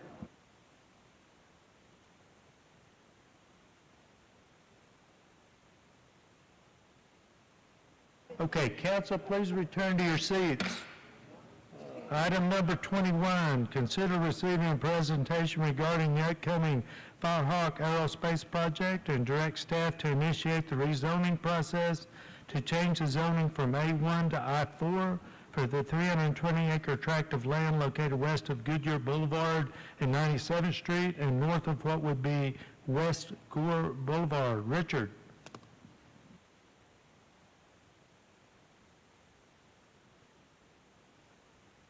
Oh, here we go. Good afternoon, Mayor and Council. Gosh, technical things. About 2017, Hold on for me just a minute before you get started. I'd like to ask the two citizens that request to speak to please come down to the front row so we're ready whenever we get to that. Thank you. Okay, Richard. About in 2017, 2018 timeframe, the Army announced the Army Future Command and the cross-functional teams that would be part of that Futures Command. Some visionaries in this community about that time, some of which are sitting at the dais here, some of which are y'all, thought that they wanted to find a way that that Lawton could best support Fort Sill's mission and those two cross-functional teams that are located at Fort Sill. And you kind of came up with this idea of the FIRES Innovation, Science, and Technology Accelerator, right? This idea that maybe we can have this innovation having in Lawton. And now there are lots of reasons that to do that, and by the way, we do have it there now. It's the FISTA, ended up as part of the mall. So there's lots of reasons in order to do that. Due to the FISTA. Again, we're supporting national defense, we're supporting Fort Sill, supporting innovation. But there was also this little thing in the back of our mind, at least certainly for mine, and it was, if we build it, they will come. And today is the day, because that's they right there. If we build it, one of those innovators in the FISTA will build a manufacturing facility in Lawton. So I'd like to introduce to you the folks, oops, sorry. I'd like to introduce to you the folks from Firehawk. We have George Liddell, he's the Senior Director of Operations. We have Kevin Lapp, the Engineering Infrastructure Manager. And we have Catherine, yes, Catherine, she's the Chief Intern. George, this is your presentation. And you advance, with the letter arrows. And before you get started, I just want to say, welcome to Lawton Fort Sill. We're excited that you're here. Thank you very much. It's a pleasure to be here. And good afternoon to all of you. I'm happy to say I've met some of you, but nice to meet all of you and some of the public here today. This is pretty exciting for us, and it's my hope that it'll be exciting for you too. And for those who don't know us, I do want to introduce the company and explain why we're here today and what we hope to accomplish in your neighborhood. So Firehawk Aerospace is a 3D printing company, and our founders developed a way to 3D print rocket propellant. It's a very interesting use case for additive manufacturing. And the world we're in today, solid rocket propellant is in short supply, primarily because the United States has given away a lot of its munition stockpile to allies around the world that need it more than we do. But solid propellant manufacturing there's really only 2 U.S. companies that do it. It's a true duopoly. It doesn't matter if you're Raytheon or Lockheed Martin. You have a choice between A or B, and everything that they're trying to accomplish is behind schedule, and it's really tough for them to accomplish their goals, and it's tough for the United States to rebuild its stockpile. Whether they need it or not, we would much prefer the U.S. to have a stockpile as a deterrent. And what we hope to achieve with our 3D printing technology is to replenish the stockpile of solid propellant which is used to make solid rocket motors specifically for defense purposes, for munitions for the Department of Defense. So that's in a nutshell. And recently, we were at the state capitol building with the governor, who announced that we would be working hand in hand with LEDA and Richard here very closely to set up a manufacturing facility on a 320-acre plot of land just north of the Goodyear Tire facility. And there would be support coming from, not from taxpayer funds, but from DOD withholding taxes. Not a finance person myself, but we're very, very grateful to have that support. And Oklahoma makes a lot of sense for us, and Lawton even more so. So our CEO is from Tulsa, and his whole family lives here in the state of Oklahoma.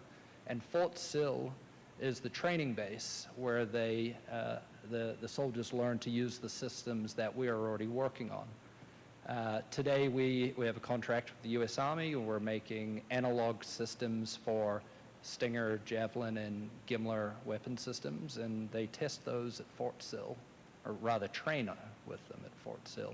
So it makes sense for us to be in this neighborhood, certainly for that strategic reason. But I do want to say this place has been very good to us in the short time we've been here, from the FISTA and LEDA and the various committees we've sat in front of. We think this could be our new home. And that's coming from a group that's based in Dallas, Texas. So certainly more friendly people here, which I'm happy to say. So I do have some images and some numbers about the property, and I'm certainly happy to answer any questions. But I think that the numbers the people in this room might care the most about is job creation. We're not planning on moving our engineers and technicians and our skilled people from Dallas. We're looking to hire people here in Lawton, and there's going to be a great deal of jobs. We've forecast out only so far as to have confidence in the numbers, but the guys in our team who have worked at propellant manufacturing facilities have much better grasp on it than the average person know that there could be hundreds of people at a facility like this, and it's highly dependent upon the contracts that you win, which are production volume contracts. So at the very least, we're committed to 100 jobs here in Lawton for this facility, and we're very excited to get going. The image on the right shows the structures that we're proposing to put on the land. It's a very small fraction of the land would actually have structures on them. It works out to be less than half a percent of the land would have a structure on it, not including the road. And there's a lot of numbers on the page, but in short, we're at least committed from a CapEx point of view to commit $23 million towards all of the mainly equipment, but a lot of the supplementary infrastructure for the building itself and all of the various security and safety measures that need to be put in place.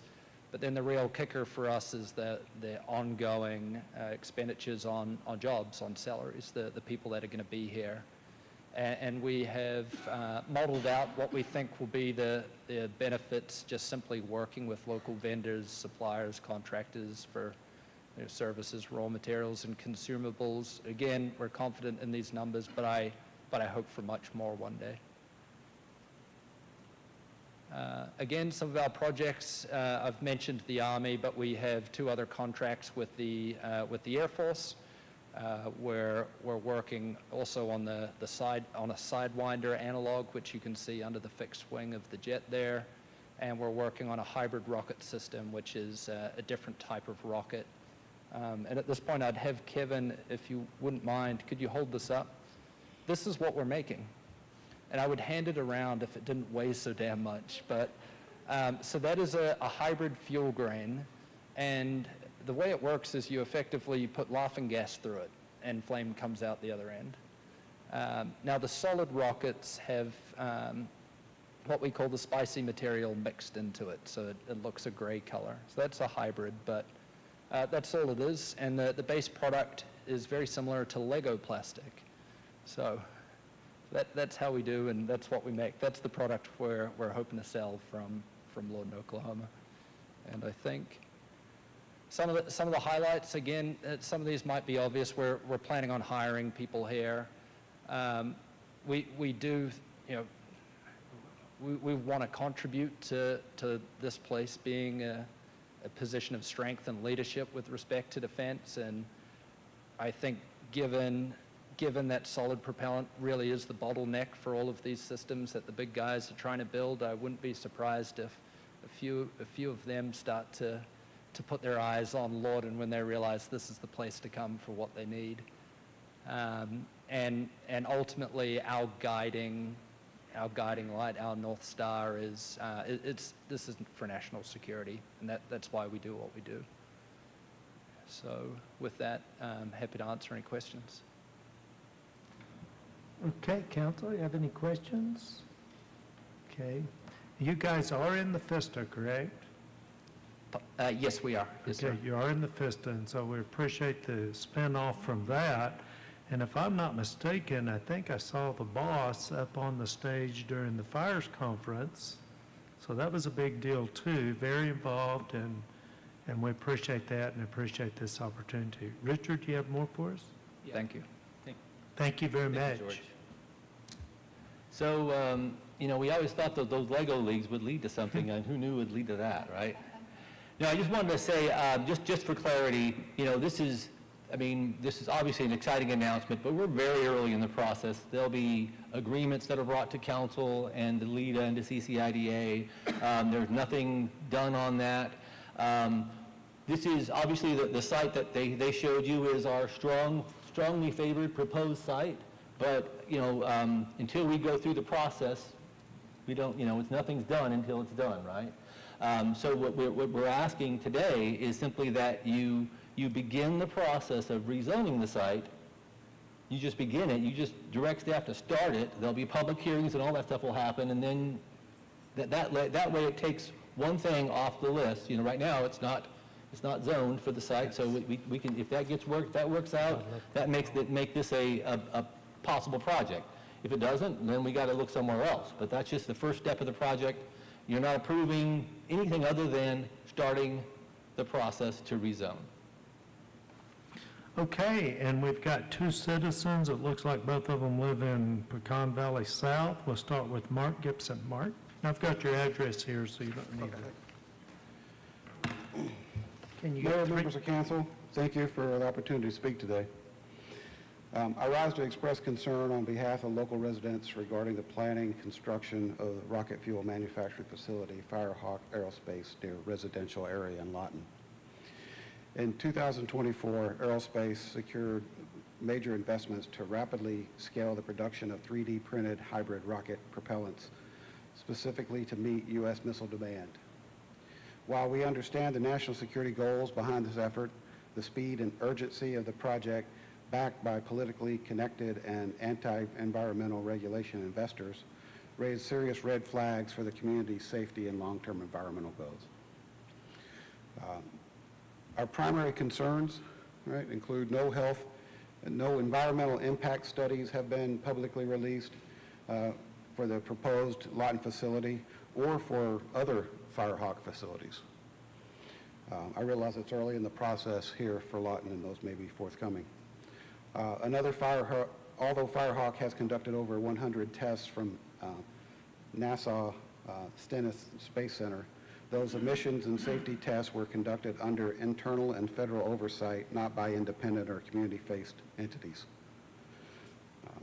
To date, there is no publicly available data on expended emissions, noise levels, water usage, or the pollution of soil or groundwater contamination. Noise generated by hot fire engine testing may significantly impact nearby homes. No mitigation plans have been published. The handling and storage of hazardous propellants, as well as possible impacts from chemical runoffs, have not been openly addressed. We ask for transparency for this and accountability for this. All right. Full transparency regarding safety and contaminants protocols associated with rocket fuel manufacturing. A clearly communicated emergency response plan, especially given recent concerns about public safety department staffing levels. A formal environmental impact study conducted by an independent third party and made available for public review before construction begins. A minimum buffer and green space between facilities and nearby residential neighborhoods, including those previously discussed in past zoning commission meetings here. A clear outline for ongoing community engagement, including public briefings, access to admissions and safety monitoring data. This is not a case of us being anti-growth or anti-development. We welcome job creation and innovation. So your time's about up. I'm going to give you a few more seconds, but try to wrap it up for us. Okay, great. But we strongly believe that transparency, proper zoning, and environmental accountability must come first, and especially when working with material that poses potential dangers.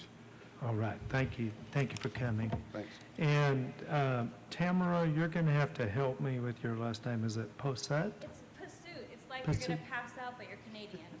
Okay, all right, very good. And I have your address here, so you have 3 minutes. Thank you. So specific to the current item agenda of the rezoning, we were here last year and we presented 2 petitions against the rezoning of this exact property to I-4. 271 signatures on this one, and I have the copy of it when it was filed last year, and 278 on this petition that was filed for the same purpose of, please do not do this. This is right next to residential areas. However, according to the Lawton ordinances, it would be appropriate to rezone it to a I-2, would be an industrial park. I'm excited. This sounds amazing. Don't get me wrong. 100 jobs sounds good. But is it appropriate to rezone this land to I-4? It's agricultural right now. And the people of Lawton have said they do not want that. It went to city council. We're going to meet with them. We met individually, came up with a whole plan, a whole PowerPoint and everything, and then they said they withdraw the request. So it was never officially voted on. But we are ready. We are the people of Lawton, not just Pecan Valley.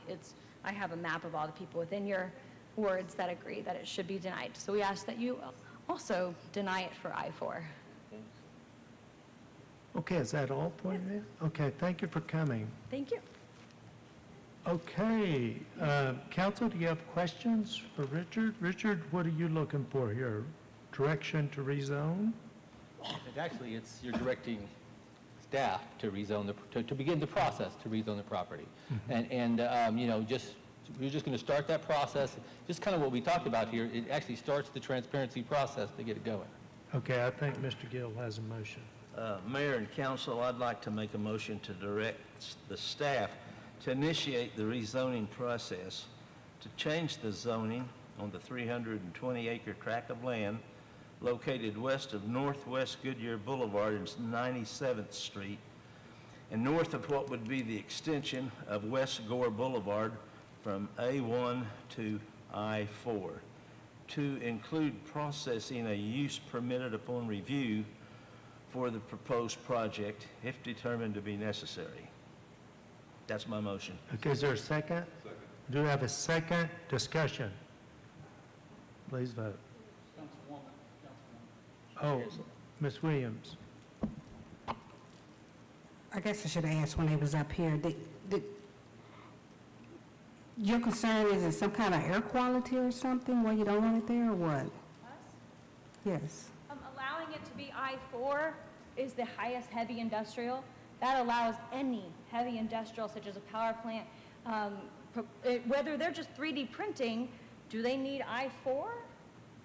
If you look in the Lawton ordinances, the way I-4 heavy industry ordinance are, they can do anything on that land, which is, and specifically says that it shouldn't be next to residential property in the Lawton ordinances, and I can quote that for you if you would like. Okay, thank you, thank you. Okay, we're good? We have a motion and a second. Discussion, please vote.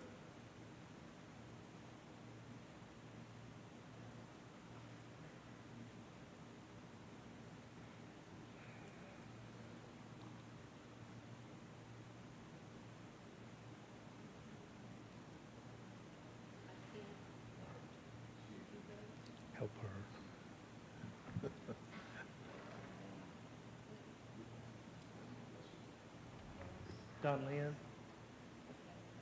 Don Lynn, can you help Councilwoman Chapman? Oh, okay. Okay, so motion carries 7-1. Right, thank you. Welcome to Lawton Fort Sill. Item number 22, hold a public hearing to consider an ordinance for a rezoning request from Tooth Turf LLC to change the zoning from R1 Single Family Dwelling District to PO Professional and Office District zoning classification for property located at 311 Northwest Sheridan Road, Lawton, Oklahoma, 73505, and take appropriate action as deemed necessary. Cameron? Good afternoon, Mayor and Council. We have a rezoning request for a property located at 311 Northwest Sheridan. As you can see on this location map provided, it's just north of Bell Avenue on the east side of Sheridan in the Morford addition.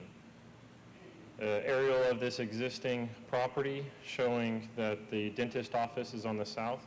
They purchased the house on the north side with the intent of demoing it and expanding the parking lot when they expand their building. The current zoning for their property is PO, with the old house being R1. The proposed is to extend that PO to the north. You have R1 to the east and north, and C5 to the west, and PO to the south. The current 2030 land use plan has this property as professional office transition. The requested rezoning is only for that piece of property where the old house was.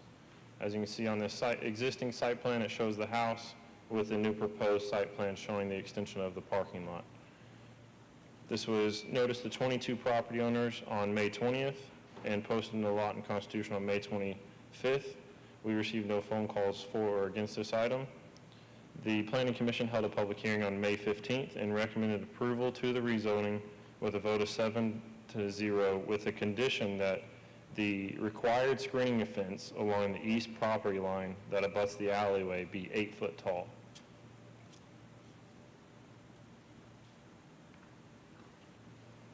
You ready for questions? Yes, sir. Council, do you have questions? This is not the time for comments, questions only at this time. It will show the proposed elevation of the building, but... Question about the fencing. Yes, sir. Will the fencing be metal or wooden? It's just required to be OPEG, so as of this moment, it's not proposed metal or cedar, so. Okay, thank you. Mr. Hampton? Yeah, thank you, Mayor.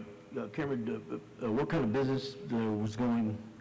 It's a current dentist office, and it's going to stay as a dentist office. They're just proposing on expanding their building to the south, and with that, adding the parking lot to the north. You said there were no one came to the city planning commission? There was a citizen that came and spoke with the concerns of the noise of Sheridan Road now that the house would be gone, and that's why the planning commission voted to increase the fence size along the east side. The fencing is only a noise barrier, or is there going to be any other vegetation or any other kind of noise barrier that is going to be required?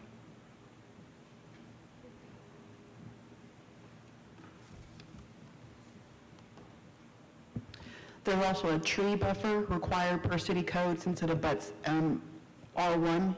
Okay. So there's a tree buffer and the screening fence required. Yeah, the only noise really that's going to be is the cars probably pulling in and out then in a dentist's office. The citizen that was concerned was about Sheridan Road. Having the house there just added more noise insulation between Street noise. the house and the street. Yeah. She was right behind the proposed demoed house. And so she was just afraid that that was going to open up some more noise because of that house kind of buffered it as it was. So that's, like I said, that's why the opaque screening fence is now required to be 8 foot. City code does say opaque can be between 6 and 8 feet, so they went on the 8-foot side as a requirement. And they haven't decided what kind of fence is going to be material. it's gonna City be. code requires an opaque screening fence. Yeah. And so that's what the requirement was from CPC, is this, the regular opaque, which means it could be several different things, but to increase the height to try to help buffer that sound. Okay, once the plans are drawn, the procedures, they come back, you guys come back again, or? No, this is the rezoning, and they're tied to their binding site plan, which shows the 8-foot on that east side. Okay. And so they'll, if this does get passed, then they'll apply for their building permit.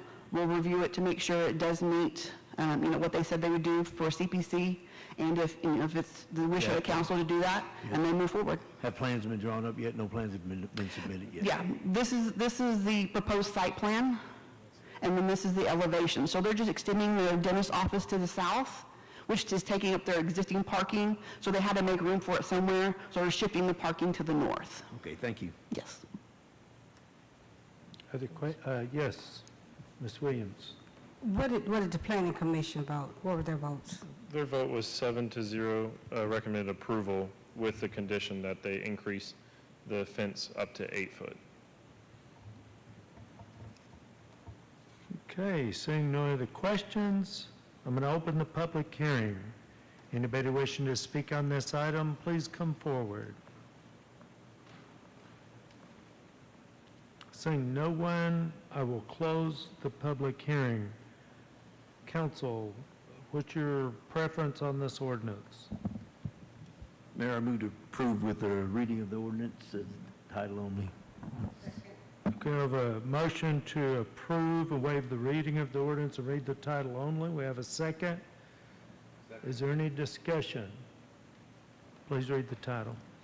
An ordinance changing the existing zoning classification from R1 Single Family Dwelling District to PO Professional Office District zoning classification on the tract of land which is hereinafter more particularly described in Section 1 hereof, approving the site plan attached as Exhibit A, and authorizing changes to be made upon the official zoning map in accordance with this ordinance.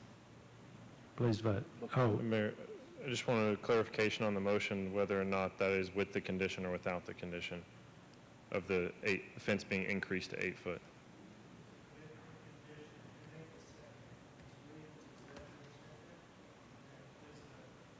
Please vote.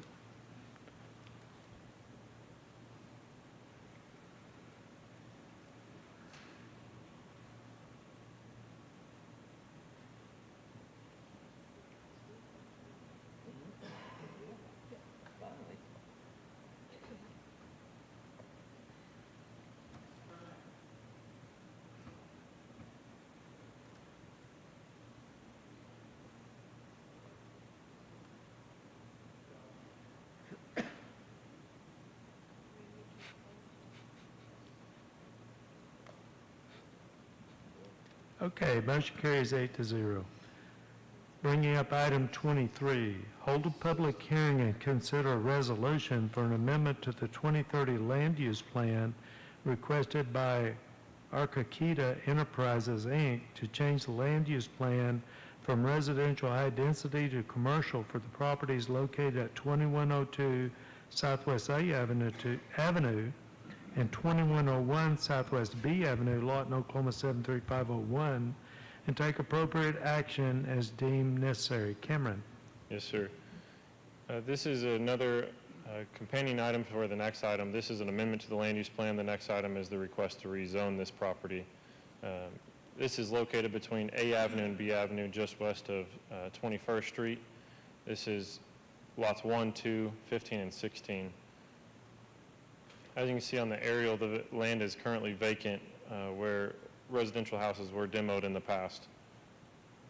The intended use for this is a commercial strip center, as you can see with the site plan, and the elevation showing what the proposed exterior look of this will be.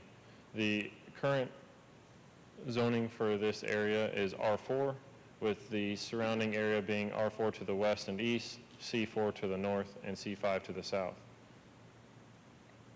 This was noticed to 27 property owners within 300 feet on May 20th and posted in the paper on May 25th.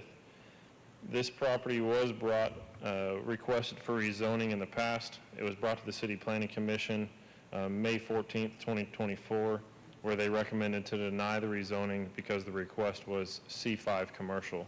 This has since been reworked, and they worked with the City of Lawton staff, and they brought back the request for C2 commercial. During discussion at the City Planning Commission, it was determined that C2 requires a 2.5 acre minimum. So the City Planning Commission voted to lower that request to C1 local commercial. And Arqueta Enterprises has indicated they are agreeable to the C1 zoning. So the recommended from the Planning Commission is to approve with the requirement that they lower to C1. So this is a companion item to that rezoning request. So right now, this is to discuss the amendment to the land use plan to go from residential to commercial. Council, do you have questions? Okay, I'm going to open the public hearing. Anybody wishing to speak on this item, please come forward.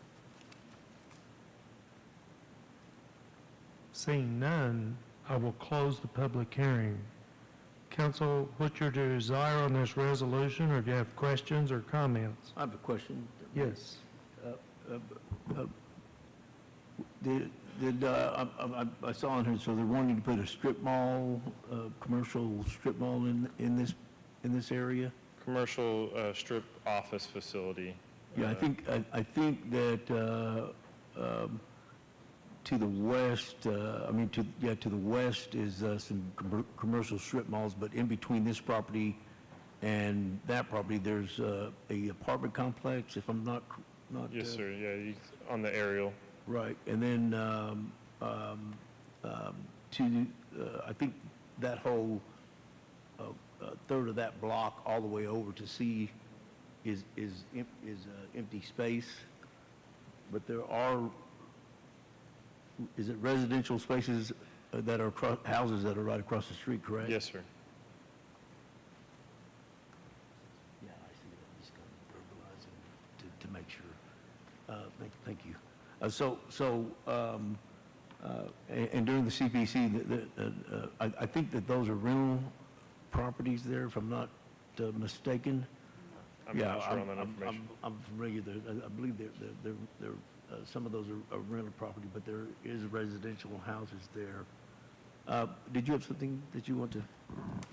I was just going to mention, of course, this is for the amendment to the land use plan, but C1 in the zoning code, it's fairly limited on uses. When you think of a strip center, that would not be allowed in C1. This is just more of a cluster of a small building footprint, small businesses. They're supposed to be relative to the neighborhood. So, small cleaners, professional offices, something that doesn't have a whole lot of traffic, because C1 is supposed to be kind of a local neighborhood help, a community facility type of a thing. So when you say strip center, this isn't going to be like a Walmart with, a lot of traffic. It's limited because of the C1 uses. Yeah, I think that there's across the street, there's some storage facilities over there in that area, so. Yeah, to the north right there. Yeah, under the land use plan, commercial going from Gore and to A Avenue, that whole block being commercial. Yeah, and this is just basically 2 blocks off of Sheridan Road also, so yeah. It's B Avenue, and they're up towards Sheridan, there's commercial, and I just wanted to get in my mind if I felt like there was any encroachment there, and I had some people talking, some constituents that were talking about that, so I just had some questions about that. There may be other questions. If there are no other questions, do we have a motion on your pleasure? I move that we approve this. Okay, we have a motion for approval. Do we have a second? I do have a second. Discussion. Please vote.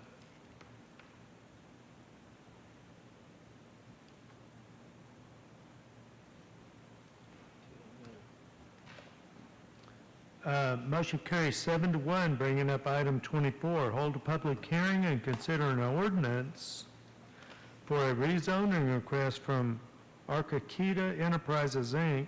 to change the zoning from the R4 High Density Apartment District to C1 Local Commercial District zoning classification for the properties located at 2102 Southwest A Avenue and 2101 Southwest B Avenue, Lawton, Oklahoma, 73501, and take appropriate action as deemed necessary. Cameron. This is the companion item for the item that we just had with the amendment to the land use plan, changing it from residential to commercial.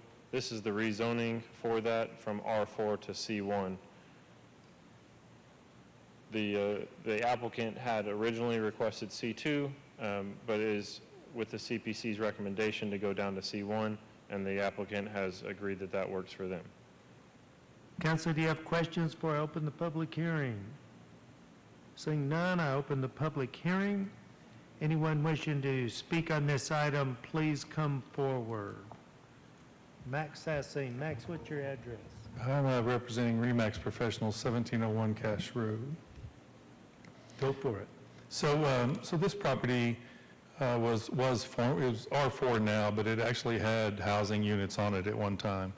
And these were the properties that find their way to your demolition list, the ones that you always come before you. They needed desperately to be tore down.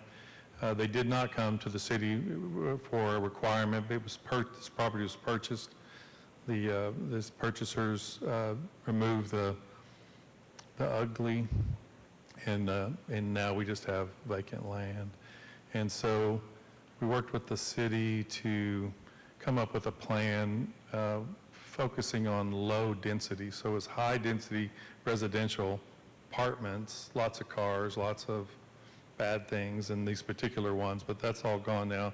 So what we did is try to ratchet it down to the lowest possible low intensity, which there's a limitation on parking, there's a limitation on what they can do, but we think that it will actually be an improvement to the neighborhood. I'm sure there are some people that really like the vacant land and the nice mowed grass kind of park-like, but that wasn't really the intent. Their intent was to get rid of the bad thing and then come up with an idea to make this transition. You can stand on this property and throw a rock and hit C5 this way.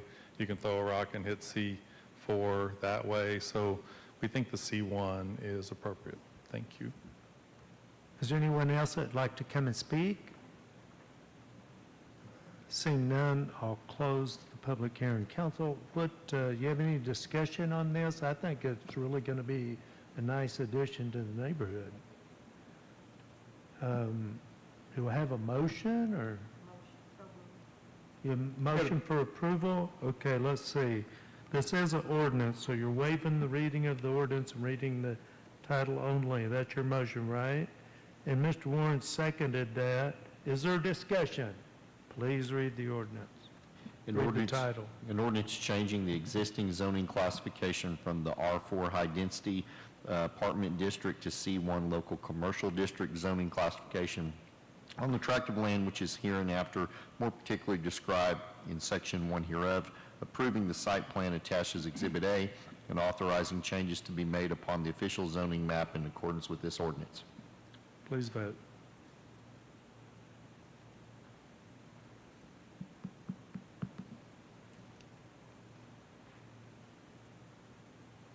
Motion carries 7-1. Moving us to item 25.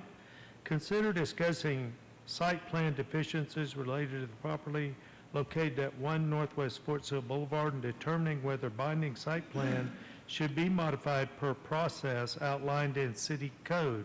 Dwayne. Make sure that it's going to work. Well, it's been an exciting evening. It's been an exciting evening. I am so thrilled to get that CIP stuff taken care of. Mayor and Council, this agenda item presents a really unique situation as it relates to our commitment to the city's True North culture statement, wherein we exist solely to serve the citizens. On one hand, we have a local contractor, Mr. Cox, who's here in the audience tonight if you want to ask any questions of him, who clearly takes pride in his workmanship and you're going to see that in this presentation. In an effort to maintain our open for business culture, city staff has and continues to work diligently to work with Mr. Cox through cooperation and compromise. Examples of these efforts are apparent in this situation. That being said, we have to balance those efforts with our commitment to honor and serve our citizens in everything we do, because everything we do is for the citizens, right? So the case in point, in this circumstance, we have a situation where we have some local citizens that own a property directly adjacent to this property, which is number 1 Northwest Fort Sill Boulevard. That's the property we're talking about.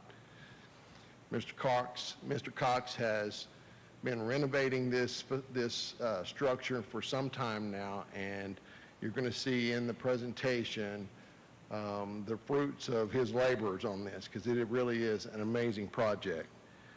But the neighbors to the north brought an issue. They appeared in 2 separate hearings, public hearings, one with the CPC, and the other was here in front of this council to discuss their concerns with the property and how it will be affected by the renovations of number 1 Northwest Fort Sill Boulevard. In particular, their concerns dealt with preservation of the mature trees that were just to the south and bordered the 2 properties, as well as the impacts of potential traffic and the fence construction. We'll get into the presentation. This site plan was approved through the CPC and eventually through the council with the recommended changes that the CPC put in place. And one of those was to put the opaque fence up, and in particular, a cedar fence. Here's a timeline. You'll see back in December of 2021, when this actually started, it went to the CPC. It also went to the Board of Adjustments, where public hearings were held in all 3 of these situations, as well as January 11th, where it actually came to the council. This is a photograph of the property. This was taken today, and you can see the workmanship and craftsmanship of Mr. Cox and his crews and what they've accomplished out there. It really is a sight to see, considering how long it has sat there and needed those renovations. So it's a beautiful facility. But we're not here to really talk about how great this looks. We're here to talk about and figure out what the process is for trying to balance the neighbors to the north expectations and what they believe they were told and understood versus what Mr. Cox has done with respect to the site plan. When a binding site plan was approved through the rezoning, part of that had to do with placing the fence to the north that borders the 2 properties on the property line, creating a tree buffer between the 2 properties, and also putting in the cedar fence. All the other items that we looked at with respect to the changes, we have already resolved. We worked with Mr. Cox on all of those, so the only thing that is really left outstanding is the fence itself. Mr. Cox actually went in and upgraded the fence from the wood cedar fence and put a very nice steel fence in that borders the 2 properties. The problem is that the neighbors to the north, the Johnsons, expected the cedar fence because they felt like the cedar fence preserved the neighborhood look and the more of a residential type of a feel. Whereas the steel fence, in their words, and Mr. Councilman Hampton and myself went and met with both the gentleman of the house and Ms. Johnson both, they expected the cedar fence. They felt like the steel fence gave it too much of a commercial feel.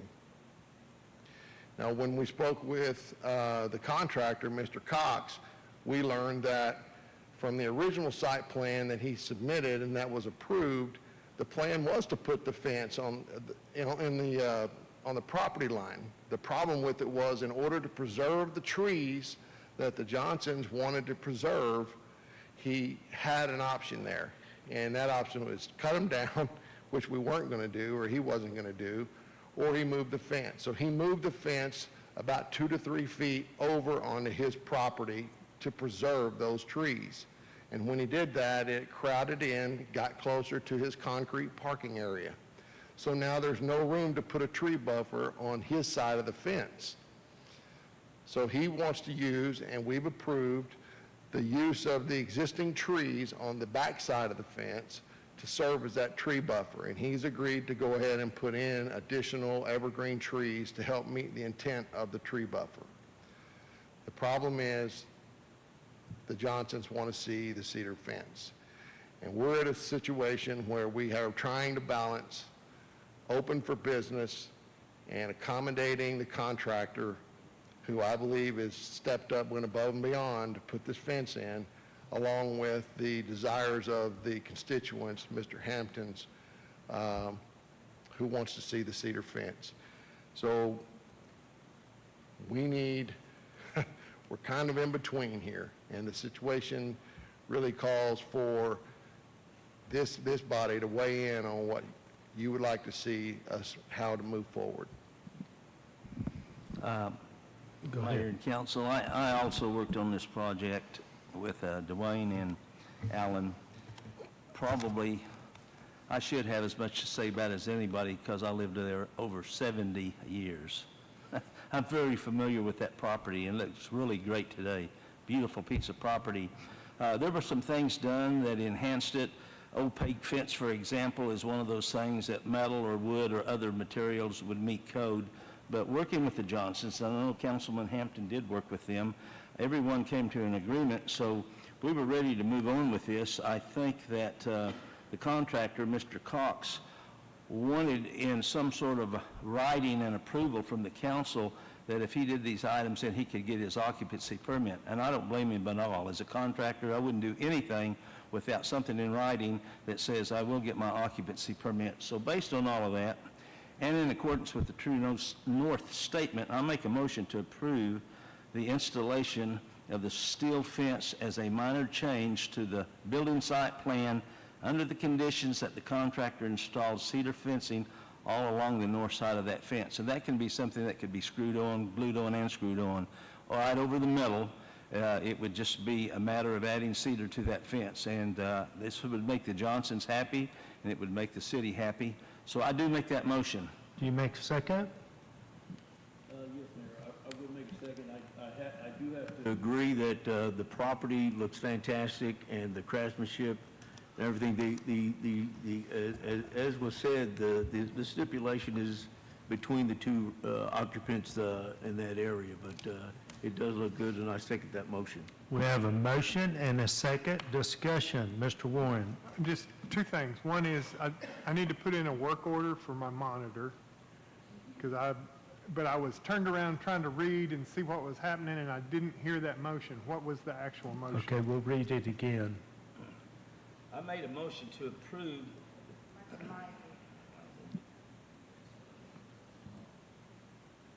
Okay. I made a motion to approve the installation of the steel fence as a minor change to the building site plan under the condition that the contractor installs a cedar panel or cedar fencing on the complete north side of the fence. That would be all the way down the property line. Now, that's the whole motion. The rest of it was history. Bloviating.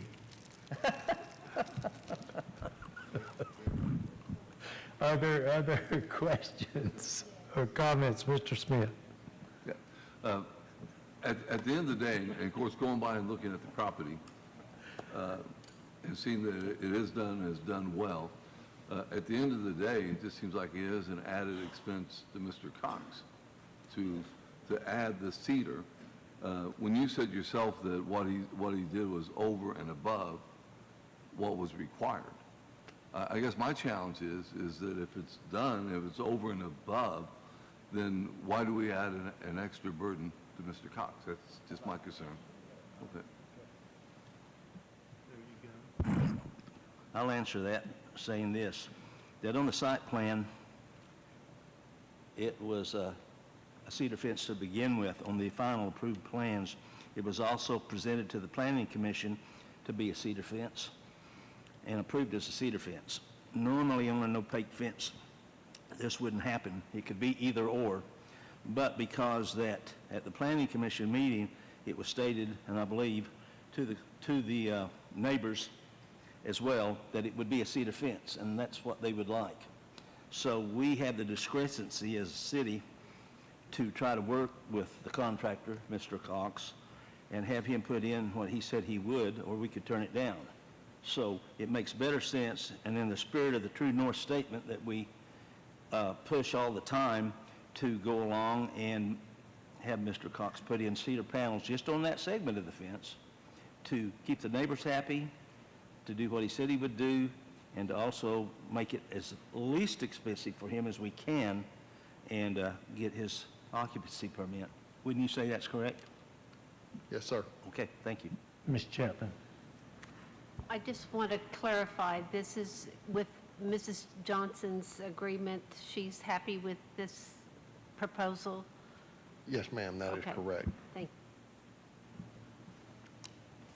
I want to, before we vote, I just want to say I'm impressed with what I've seen on the corner. It's taken a long time, and George really wore that house out when he lived in it.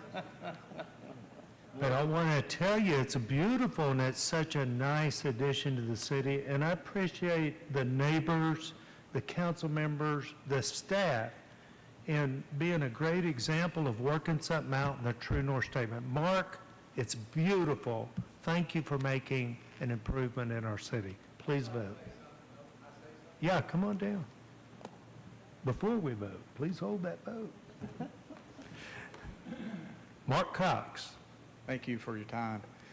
So what I'd like to say about that originally, and I've done everything to try to appease the Johnsons, there's no doubt about that. Originally, I wanted to put up a 8-foot fence that would go just across the street, would be CMU block like I did at Red Cross, have stucco on it, would have brick on it, would enhance the building even more. They didn't want that because they were worried about their trees. The main objective was the trees. I wasn't at the first meeting when it went for changing the zoning. And this came up, this cedar, I knew nothing about it because I submitted my plans, and I have a set of plans that say 6-foot metal fence, they're stamped, okay? So my intention was never, I didn't realize that it was supposed to be a cedar fence. I mean, my son-in-law got up and spoke, talked to the Johnsons, it came up, but I wasn't aware. That's why I submitted the plans. So I object to having to put cedar because I put all kinds of money into this project to make it at a high level, and it's not there. I'd rather have a different fence, all completely different. But going back and putting cedar on their side, and if you can see the pictures of their house, half that fence you can't even see from their yard because brush has grown up. So putting the burden on me to go back in there and put cedar, to me, is unreasonable because I've tried to do it at the highest level, and I'm not satisfied with the metal fence. So I'd rather have a whole different fence on there. But to appease them, and I understand that, I wanted to work with them to save those trees. So I moved the fence back on my property and do it, and it looks very good. So I take, there's always that point when you say enough's enough, and for me, and the other thing is, I did call her. I called her after I got done and said, what do you think? And she said she was disappointed with the fence. And I explained to her, I don't use cedar fence because it goes to pot. It looks great for the first 6 months. It goes down, and then it never looks the same, and then it starts to fall apart. I don't put that on any of my properties. She said, I understand that. Could you paint the back black? So I painted that. I spent another $800. And the next thing I know, hey, Mark, could you put cedar? So for me, it's a contentious because I've felt I've done everything. I've backed up. And now it's, Mark, could you do some more? And I've been doing more. And so I'd like a little help from the council if possible. I understand it's hard, but when you look at the back side of it and you understand there's brush grown up, you can't see it. It offends me that someone say we want cedar when you can't even see half the fence. So that's my thoughts on it. I appreciate, and I do appreciate, I want to thank Christy and Cameron. Man, you got some good people working with me and helping me get this across the line. You know, it makes all the difference when you can communicate, and I do appreciate them and what they've done, and Dwayne sitting down. So I appreciate that, but I just like a little help on my end. So you guys do what you got to do, but thank you for your time and consideration. I have a question before you leave. Since I made the motion, are you saying now that you're not wanting to put cedar, you're not going to? I never said I would put cedar. That's why we're here, because when we sat down and talked, I said, I'm going to fix everything else. You understand that you didn't pick the final plans up at City Hall. Your wife did, because she signed for them. And you know that. And on the final plans, it's very clear that cedar fence. So if those had been picked up at the proper time and studied, you would have seen that. Now, I wasn't at any of those meetings, but I can read, and I've read the plans. We've worked really hard on trying to get something that works for the Johnsons and work for you, because there's other items we didn't bring up tonight that weren't done that were on the final plans. I understand that there was a computer glitch possibly about the plans because we were going to the new portal at that time. And so some of the information that you have, like the plans that you have, were because that we were involved with taking the new plans, going through the portal, then having them, but there's no contractor in this town, yourself included and me, that knows that you can do a job without the final plans, which we call red line plans. Now, those existed, and she picked those up. So I don't know at what time she picked them up. I can't say that. I probably could get it figured out, but there are other issues. So I'm pushing this True North statement really hard because everything that we have, the landscaping requirements, I know you're putting the sidewalks in now because they weren't on those plans that you had. So I'm just saying, we're trying to get a working relationship going here to make the Johnsons happy, to make you happy. The city's already happy, but we want to keep them happy. So I just made a motion to do away with this. In other words, this is what we're going to do. Everybody's happy and we're going to go home. So are you telling me now that my motion is in vain, that you're not going to do the cedar fence?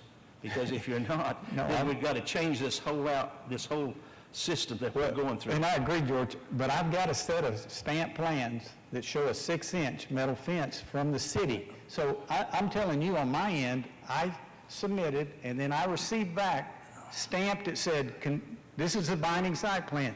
So I'm thinking, and I'm not trying to pull anything over anybody's eyes. They're not the plans your wife picked up and signed for, though, are they? No, she didn't. No, I have. And your wife picked up the final plans. I have the plans, George. I can go out in my truck and bring them in. I know you have a set, but do you have the set your wife picked up? Yes, they are stamped. They are a stamped set. How many stamp sets do you get of plans? One stamp set that said, approved by city, binding set. That's what I'm saying. That's what I'm going off of. So you're correct in, if I'd have said cedar and it says cedar, I would not have put a metal fence. So that's just what I'm telling you. If y'all vote, let me ask you a different question.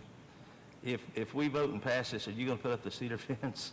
I'll do what I am told to do. You're dang right I'll do it. Okay. I'm not going to fight. That's what I said. Okay. We talked, and I said, I'd rather go before the council and give my part. But no, I'm going to do what you vote on. You bet. Thanks, Mark. No, thank you. I do appreciate it. Yeah, thank you. Okay, I was told last week that the contractor made a promise at the CPC meeting, and now I'm hearing the contractor tell me that's not accurate, even though he didn't directly address that. He said he wasn't even there. Mr. Cox had a representative there. It was his son-in-law, Mr. Dippery. Mr. Dippery made the commitment on his behalf that to the CPC they would install a cedar fence. Is that in the minutes? Yes. Council discussion? Yeah, Mayor, I'd just like to say, I did a visit with the Johnsons. Matter of fact, when this first went on, started some time ago, Mr. Johnson called me about those trees, and they discussed that with me.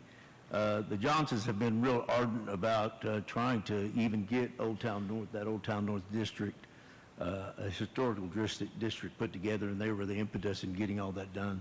I talked we spent quite a bit of time with Mr. and Mrs. Johnson. they kind of went back and forth, so they were kind of vacillating a little bit. But Mrs. Johnson said that she was going to have to go out of town, and I let her know that I would speak for her in this situation. She did honestly believe, and I know communication can be like that, but she did honestly believe that there was that cedar fence there. Matter of fact, they were painting it when we were there, and we asked her to go out and take a look at it to try to discuss it with her, and she said that she didn't want to go out and look with her. Communication is a tough thing. I do know that I spoke with her. They are older, and they talked about selling their house, and one of her concerns was that she thought that metal fence would probably not enhance the historical look of her home. And I just wanted to kind of throw that out there. I think the place looks fantastic. This is merely a situation where I am voted a representative of constituents, and in that, this is not about what I want, but it really is about what my constituent wants, just like any other council member up here. And I just want to kind of put that out there. The difficulty in this job that we have is that this is not about us, but it's about the citizens that we represent. And Mr. Cox and I have talked about other properties that he's had that I've tried to help him with and done some help with. But it is a situation here that is presented that she believed that. I talked to the David Denham. He is, I appointed him of the city to the City Planning Commission. And so we have been doing, I have done due diligence along with the city staff to try to bring this to an amicable decision. And that is what Mrs. Johnson said, and whether there's some confusion there or not, I did speak with her, and that is what was her wishes. I just wanted to put that out on the record. Mr. Warren. Divorcing myself from either side, Council, my concern is what was said and approved at CPC, because a good example of the issues that we get into is, let's take the approval that we made tonight of a fence height on Sheridan Road to block the sound, and CPC approved it, we approved it. This is kind of the same situation. We approve these things, and then if it gets changed, what does the approval mean? So, I mean, I understand Mr. Cox's position completely. I would probably agree with it if that was kind of where I was at, if it was just, but when you have entities of the city that are approving things and moving them down the line, and then the council relies on those approvals and the discussions that happened there and makes a decision, then to go back and tell the people involved, oh, by the way, we decided to change our mind, it kind of defeats the whole purpose of having it all in place. It's kind of a bad deal for everybody. Okay, Mayor, can we get some clarification for the motion on the floor? Okay, I'm going to read it this time. Motion to approve the installation of the steel fence as a minor change to the binding site plan under the condition that the contractor installs cedar fencing on the north side of the steel fence. Don't go into any more. That's the motion, and that was your second, is that right? Let's vote on this thing.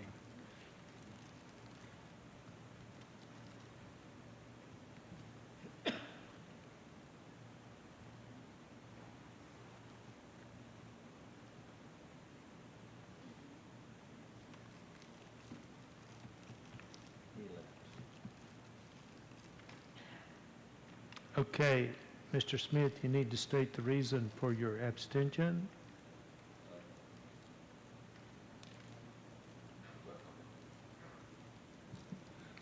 I know Mark, he's a friend, and so I just felt like I needed to take myself out of that.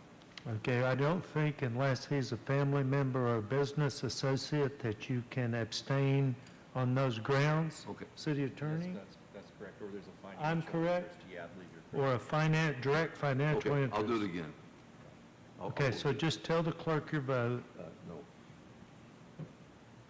Okay, so 7-1, clerk? Okay, motion carries 7-1. Okay, item 26, consider approving the 2025 Kids First Homeless Action Plan for the city of Lawton. Well, a little history's instructive because it's been a while since we first brought this here. What brought this about was the week before Christmas last year, Councilwoman Hankins at the time was called by a constituent, and the house was actually on the D&D, got placed on the D&D today. There'd been multiple fires, as I recall, and multiple call-ins about vagrants, and things were not happening. And so we had a meeting with the city staff and the neighbors in the neighborhood, and as we were walking around the neighborhood, and as we walked down the easement right across the street from this house, were 2 yards that clearly had children up. There were no children playing at the time, but they clearly were where children lived. And I turn around and I see this house that we had continual vagrant problems with, and I just received the week before a report on sex offenders that list their home as homeless, and there were 32 as I recall. And I'm just sitting there thinking, we can't do this. We have got to put our kids first. And out of that, we've kind of developed this Kids First initiative. It really goes along with the community of choice where families thrive. And I think the whole point is in our vision statement of this policy. This will be a strategic plan. The city of Lawton exists solely to serve the citizens, including the youngest citizens. We're committed to creating a clean and safe community where every child has the opportunity to thrive, free from the impacts of homelessness. Our vision is to create a community of choice where families thrive, ensuring safe and clean neighborhoods for all our residents, especially children, by addressing both transitional and chronic homeless in compliance with state and federal laws. Now, what that's all about is we have come up with a kind of a division. There's chronic homeless and there's transitional homeless, and we actually have a lot of 501c3s that work with our transitional homeless to try to avoid them going to homeless. And then we have chronic homeless. And we all know that the chronic homeless has a high degree as a group, has a high degree of law breaking. And that gets into our neighborhoods because they seek shelter in empty houses. Not always houses that belong on the D&D. Many times, very good houses are broken into. And when we think about 32 sex offenders that we don't have track of, I think they're required to report in every 2 weeks, if I'm not mistaken. But in between, we have no idea where they are unless the police, which, by the way, do a great job of knowing who these guys are. And I think that we are just making it clear here that we are not going to tolerate as a community and I'm trying to find this in my policy, but we separate the idea of the transitional homeless, and then we identify that we will not tolerate law breaking, and I can't find that at the moment. Tim will be looking and maybe we'll find it. The city of Lawton will not tolerate law breaking of any type, whether federal, state, or local laws. We believe in law and order, and we believe in safe and clean neighborhoods.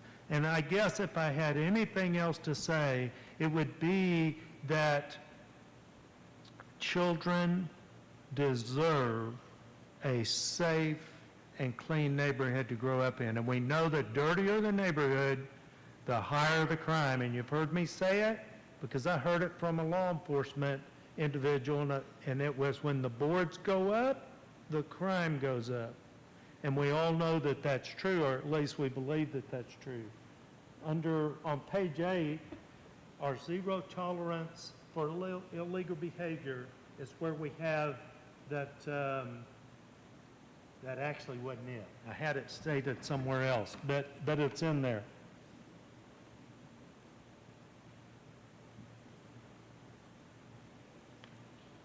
Okay, we also know that the chronic homeless are the hardest to help. And we spend much of our time in the Homeless Action Committee dealing with the chronic homeless and how can we help them. As a matter of fact, there's an agenda item later to form a trust for liability protection so that we can work at helping restore and helping to house. I make it clear, city funds are not used for housing. It is not a municipal function to house people. But we do use federal funds. And you know, everybody knows that, CDBG and home funds. Now, will you help me find that section that we've made changes to, Tim? Sure. It's right, if you're talking about, it's on page 6. Okay, on page 6, we had 4 priorities. And rather than go through what we had, let me tell you what we have now.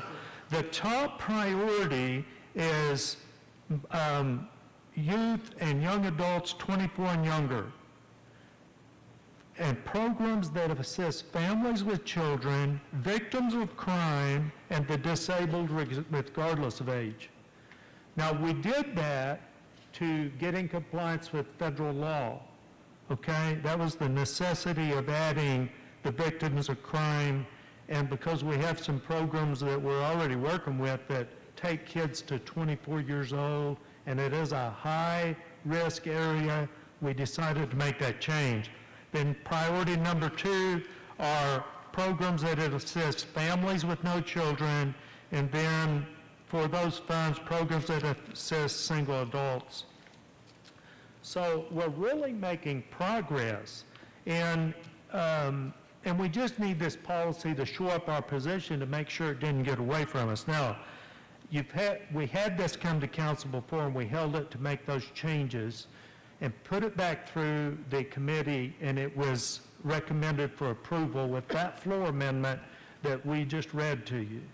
Now, do you have any questions before I ask for a motion? Yes, Mr. Warren. I don't really have a question, Mayor. I've got a comment, I think, and I hope I can express this the way it is in my head. This is a really good example of we don't have the ability to raise children in our community, but we have the ability to create an atmosphere where those children can be raised. And this is another one of those opportunities that we've got, another tool to create that atmosphere where children can be raised in a safe and wholesome way. I appreciate it. All right, thank you very much. Ms. Hankins Booker. If I could editorialize for just a minute, I know there's not maybe enough police officers here to endorse what I'm saying, but having come from a background in child abuse for prevention for over 20 years and serving on the state board, one of my grandchildren asked me one time, what would I do if I wanted to change society? What would I want to change? And that would be that no child would be hurt, because of the, not just for that child who's damaged for life, but for society. Those are the people that wind up in prison. Those are the people that wind up to be other abusers, and I could go on and on and on. But I'm just, you know, I don't know why I'm on the council. I should be back in social work, I think. But it's really important, and it is a societal problem, just not a personal problem, and I hope the police officers that are here tonight would agree. That sounds a whole lot like you want to make a motion for approval. I do that too. Okay, so we have a motion for approval. Is there a second? We do have a second, and we have discussion. Mr. Hampton. Yeah, Mayor, I just want to say that as our society begins to morph and change, which it definitely is with a lot of the homeless community, because it's not just a homeless problem now. This is evolving into a community, And it seems to me that there are new standards, new ordinances, new things that we're having to implement to make sure that family life is preserved and the children are the future. And with that said, I think that you're right, Mayor, that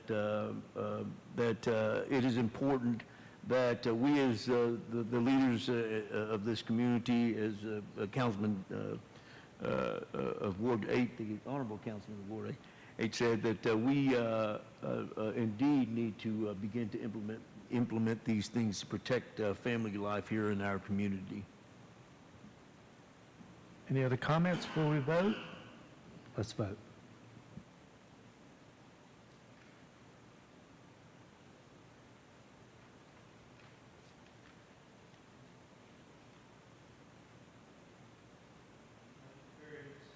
Motion carries 8-0. Item number 27, consider approving an ordinance pertaining to food and food service establishments by amending section 121103, 121104, 121108, Article 12.1, Chapter 12, Lawton City Code 2015, by adding the permit requirements for temporary mobile food service establishments, setting the expiration date for this permit at 30 calendar days after issuance, providing for severability, and establishing an effective date. Charlotte. Good evening, Council and Mayor. I apologize. So this is just a real quick code change that we've drafted that will allow out-of-town food vendors, mobile food vendors to come in and operate.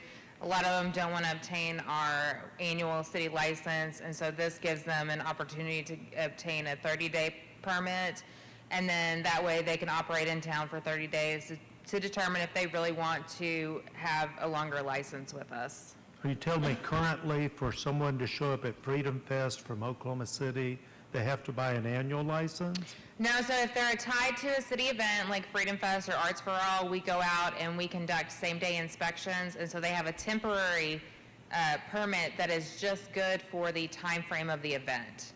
So this would allow them to operate outside of that time frame. And how much does that temporary cost For the for the event? For the existing one, hang on just a second.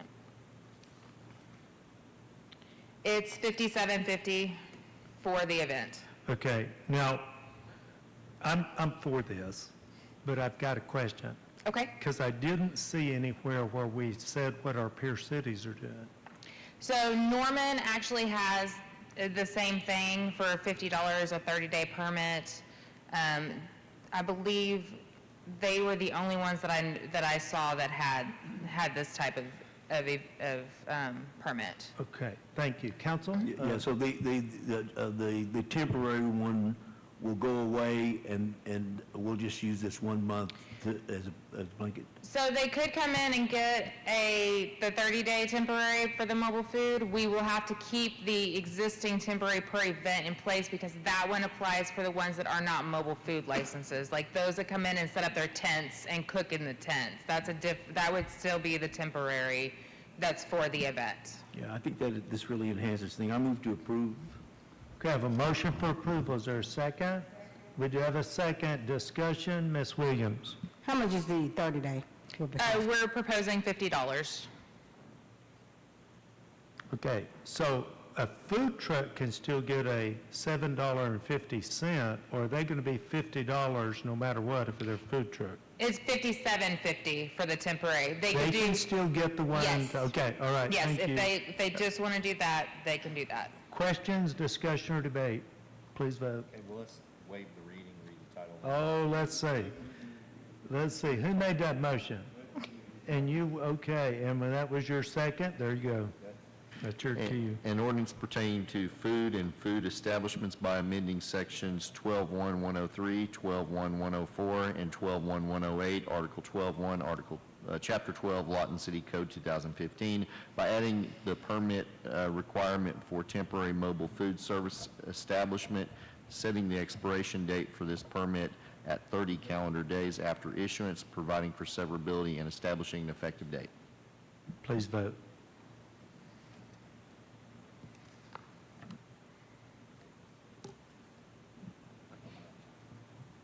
Motion carries 8-0. Bringing up item 28, consider approving a resolution amending Appendix A, Schedule of Fees and Charges, Lawton City Code 2015 pertaining to Chapter 12, Food and Food Service Sanitation by amending Article A 12-1 and establishing an effective date. Charlotte. So this is a companion item to the ordinance that you just approved. This sets the fees for the 30-day temporary mobile food service establishment at $50, and it sets an effective date of 30 days out so that it goes into effect with the ordinance. And it did go to the fee committee, and the fee committee recommended approval. Okay, council, do you have questions or motion? Okay, I have a motion for approval, and I have a second over here. Discussion, please vote.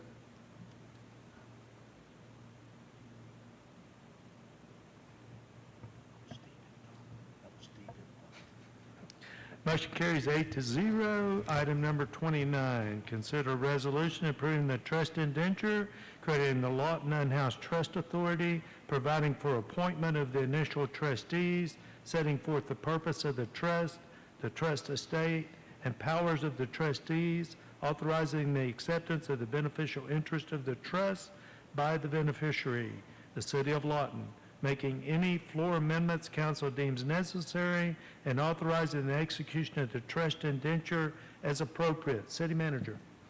Mayor and council, good evening. The trust was discussed and talked about and approved at the Homeless Action Committee meeting earlier last week.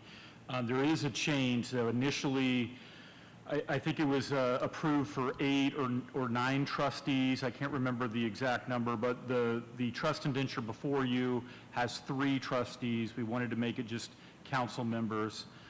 So those individuals are named in the indenture. And really what the purpose of the trust is to manage and acquire real property.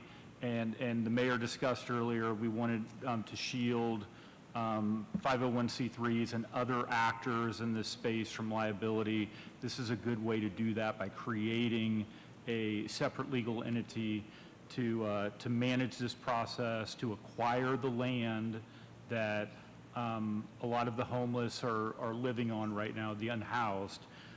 So this is a step in that direction. And another thing that this allows us to do is this allows us to go after resources, different grants, either state or federal.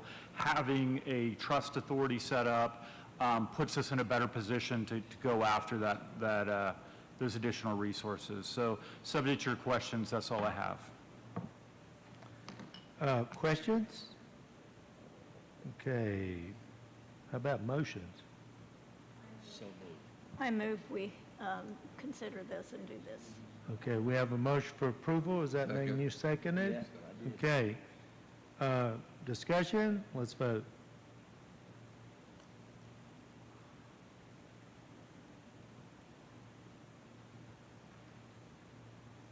Motion carries 8-0. And you know what city manager didn't say? The program that this is being formed for is working. People are being placed in housing. People are being placed in rehab, which is a big problem. And there's even been some arrests when people show up that have warrants. So it is working at helping, along with our bus program, is working to help get people off the street. Item number 30, discuss ordinance number 2519 and resolution 251811, which eliminate landfill fee exemptions, ended reduced rates, and establish a state mandated fee and take action as deemed necessary. Do we have to vote to reconsider? Well, when we have a motion, we will need to have a vote. We can have the presentation, but when we do the motion. Okay, Michael. Good evening, Council. I'm here to answer any questions or receive any direction as it relates to the ordinance and resolution aforementioned. There was no presentation requested. It's just for discussion on this particular resolution or ordinance that was passed at the end of April. Yes. Go ahead. I don't have- Are you going to make a motion? I mean, I think we need a motion to reconsider before we reconsider. Is that the motion you're about to make? Yeah, Okay. I was going to make a motion. I was going to just say that in light of all the flooding, and Ward 5 got a lot of that flooding, there was a lot of damage done, and from my understanding, I think there was some damage done to our landfill. And with that said, I think that there were some changes that were talked about, and I'd like to make a motion to suspend council policy 1.6 on the rules pertaining to reconsidering and to vote to a 3-month moratorium on the D&D contract awards effectual for dumping out at the city, and change from 6 free dumps for the residents to 4 free dumps once a quarter. I'm a little bit lost. Mayor. We need to Mayor, vote to Mayor, reconsider before we do that. Mayor, I think we're getting a couple items convoluted. So the emergency action for the landfill cells, that's the next agenda item. So right now, we're just doing a motion to reconsider council's previous action, which was to remove the 6 free landfill dumps for our citizens. So we're making a motion to reconsider that matter. Okay, your motion is to reconsider that matter. Is there a second? Do I have a second? We do have a second. Now, council, before you vote, I'm going to tell you we need to reconsider this, so I hope we can get 2/3 majority here. Please vote.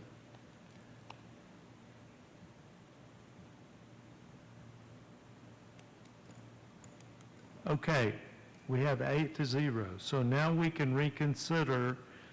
And do you want to present what we're trying to do here and why we're doing it? Well, I can talk a little bit about it. So I think initially, when this issue came up in the fee committee, it was brought up in the context of state fees that weren't being covered. And at that point, there was a motion made to pull away all those all those free dumping exemptions. After further consideration and feedback from the citizens, I think it's a good idea to reconsider that action. One of the ideas that has been proposed, instead of getting rid of all 6 of those free dumps, that maybe 1 per quarter is restored. That way citizens still have the opportunity to take loads to the landfill and get 4 free dumps per year.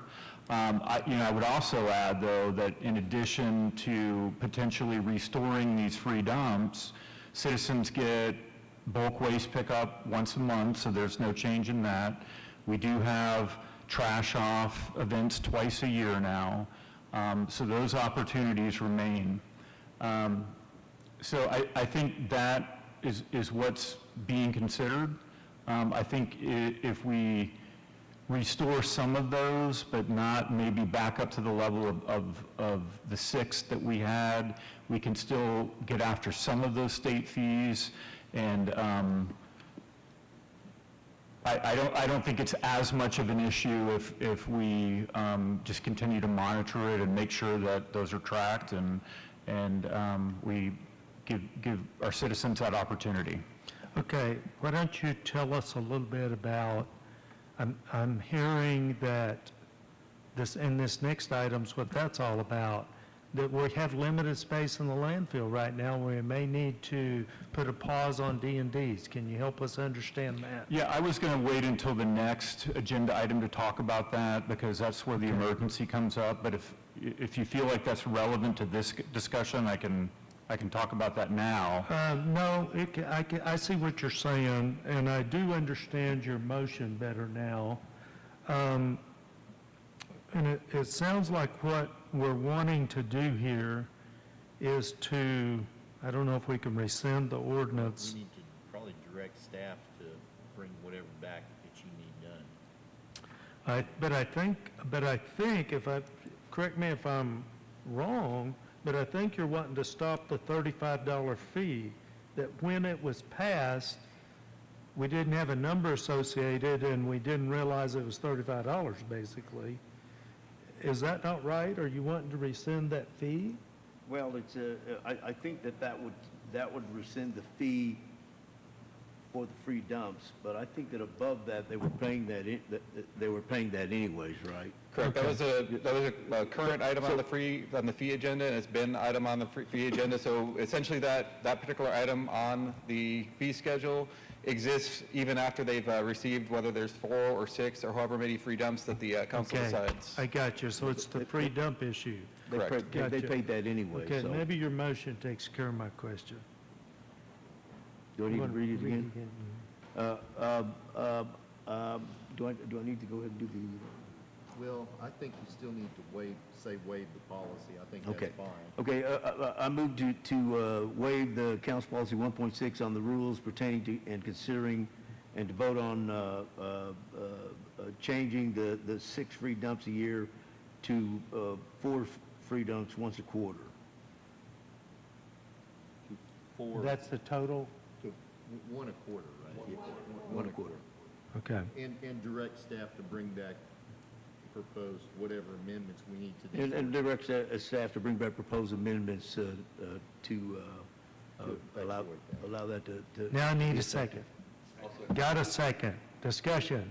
Yes. Okay. I've got a question to make sure. There's been so many things said about dumping here and there. So your motion to have 1 dump a quarter, 4 of them in a given year, will be permanent. That's not a temporary deal, emergency deal, because of storm deal. It's a permanent situation. So basically, all we've done is we've gone from 6 free ones a year to 4 free ones a year. Okay. Just wanted to clarify that. Let's vote. Oh, do you have something, Ms. Williams? Yes. Yes. How much are we saving the citizen? How many dollars? So total, let me pull this up real quick. So this is based off of the last 4 quarters, not including this current quarter. So last quarter, from residents that did receive their 6 free dumps a year, it was a total of 4,778.78 tons into the landfill.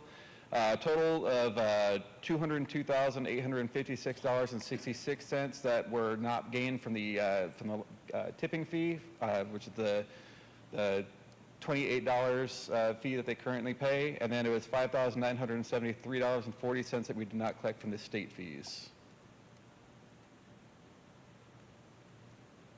So, without regard to the money, we ought to be the cleanest city in town. We got 12 free curbside pickups. No other city has 12 free curbside pickups.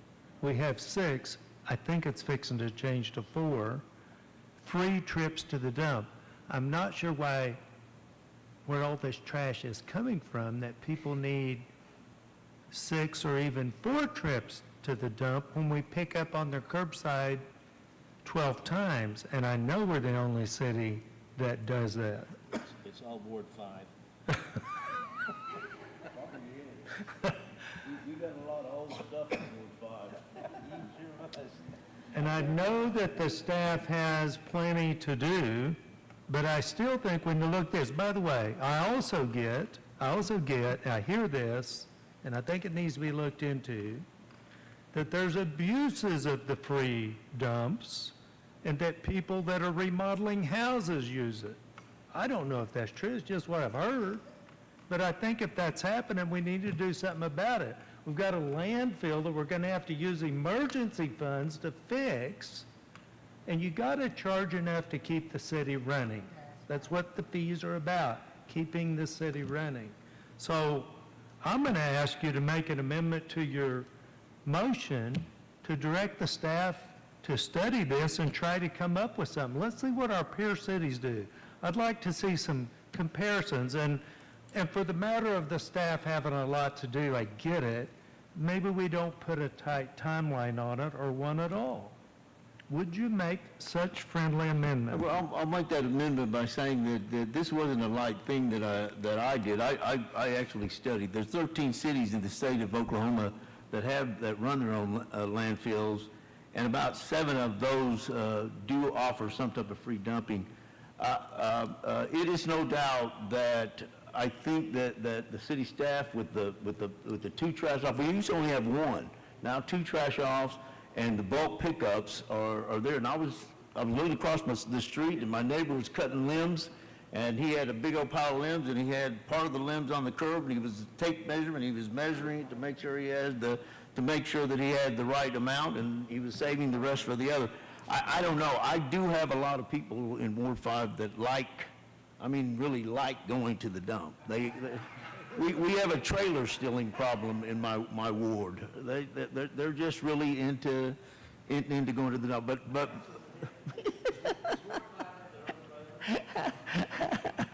we sell trailers. By the way, if you need one, I got one for sale, George. It would behoove, there is a lot of information out there, and I would accept that You friendly amendment. accept it? Who seconded that? I think someone down there. I think RL did. Who seconded I that, think clerk? RL did. Okay, Mr. Smith, do you accept that friendly amendment? Accept that friendly amendment? Great. Okay. So just for clarification, the motion will be, at this point, not to change the number of free dumps someone gets at the landfill, but rather direct staff to find out what our peer cities are doing. Is that correct? No. No, okay. It's change it to 4 Change it to and 4. direct the staff to get us information and compare peer cities. Mr. Warren? And Mayor, I just wanted to, and I'm sure that everybody up here probably knows and understands this, but sometimes I think we forget. Landfills are, we need to get a page that shows how the landfill's paid for, because the landfill is paid for by all the citizens. And I always look at the use of the landfill as anything above and beyond that trash container that's at your little next door neighbor, little old lady's house. Anything that's over and above that is not fair to her. So anybody that puts out anything above and beyond or takes to the dump should be paying for that volume, because that's what eats up the dollars at the landfill, is the volume of refuse that you put in it. So if you've got Joe Blow over here that is remodeling houses and then putting a house every 2 months into the landfill, that's not fair to that little old lady that lives next door that's having to foot that bill. So everything should be equated to volume that enters the landfill. To actually some cities in the world that have the ability to weigh the refuse that goes into the truck from each house and charge accordingly. I'm not suggesting that we do that, but I'm just saying that we have to always remember that the whole deal is volume, because it's very, very, very expensive to dig another hole out there and to line it and to start filling it up with garbage, only to make a mountain. We're going to find out how much it cost in the next agenda item. Thank you. Very good. Other discussion? Let's vote.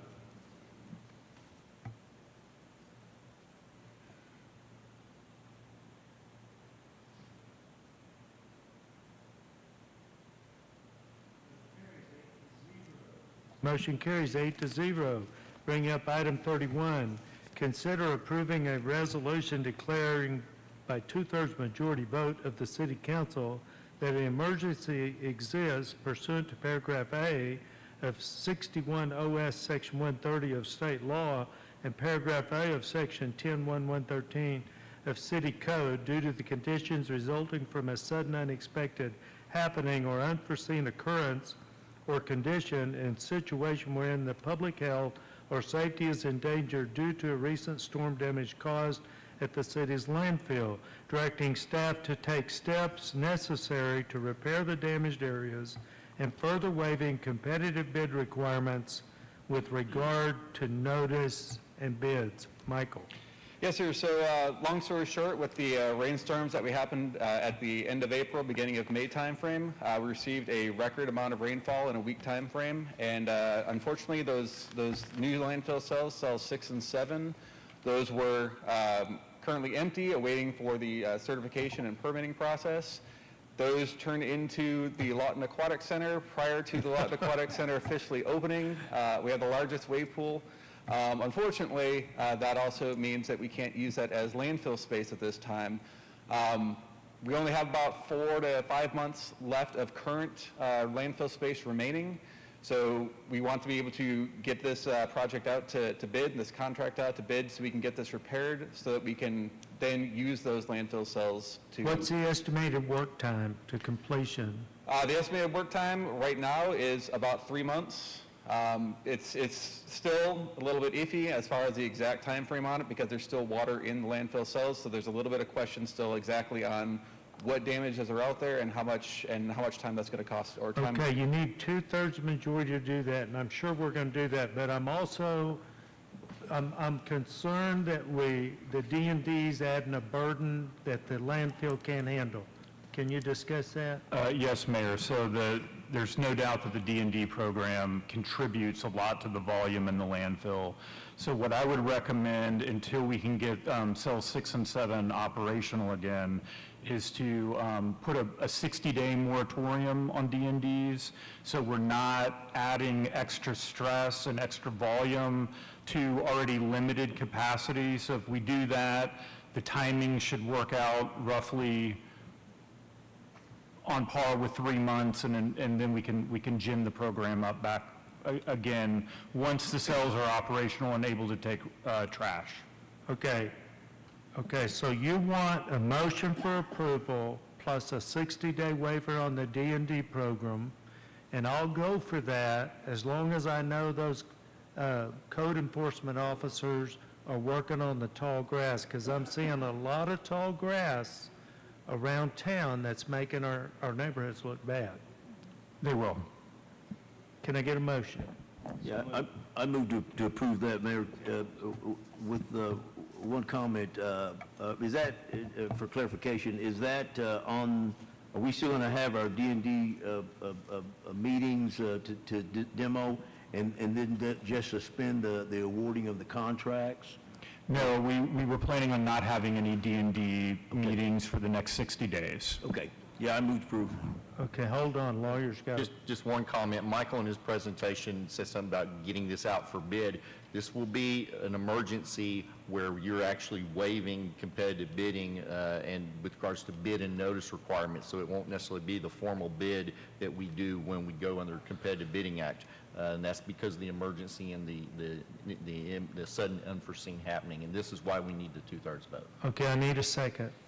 Okay, once again, you're waiving to approve the emergency, the use of emergency funds requires 2/3, and you're approving a 60-day pause in the D&D. Please vote. The waiving of competitive bidding requires the 2/3. And you're, That's what requires 2/3. oh, okay.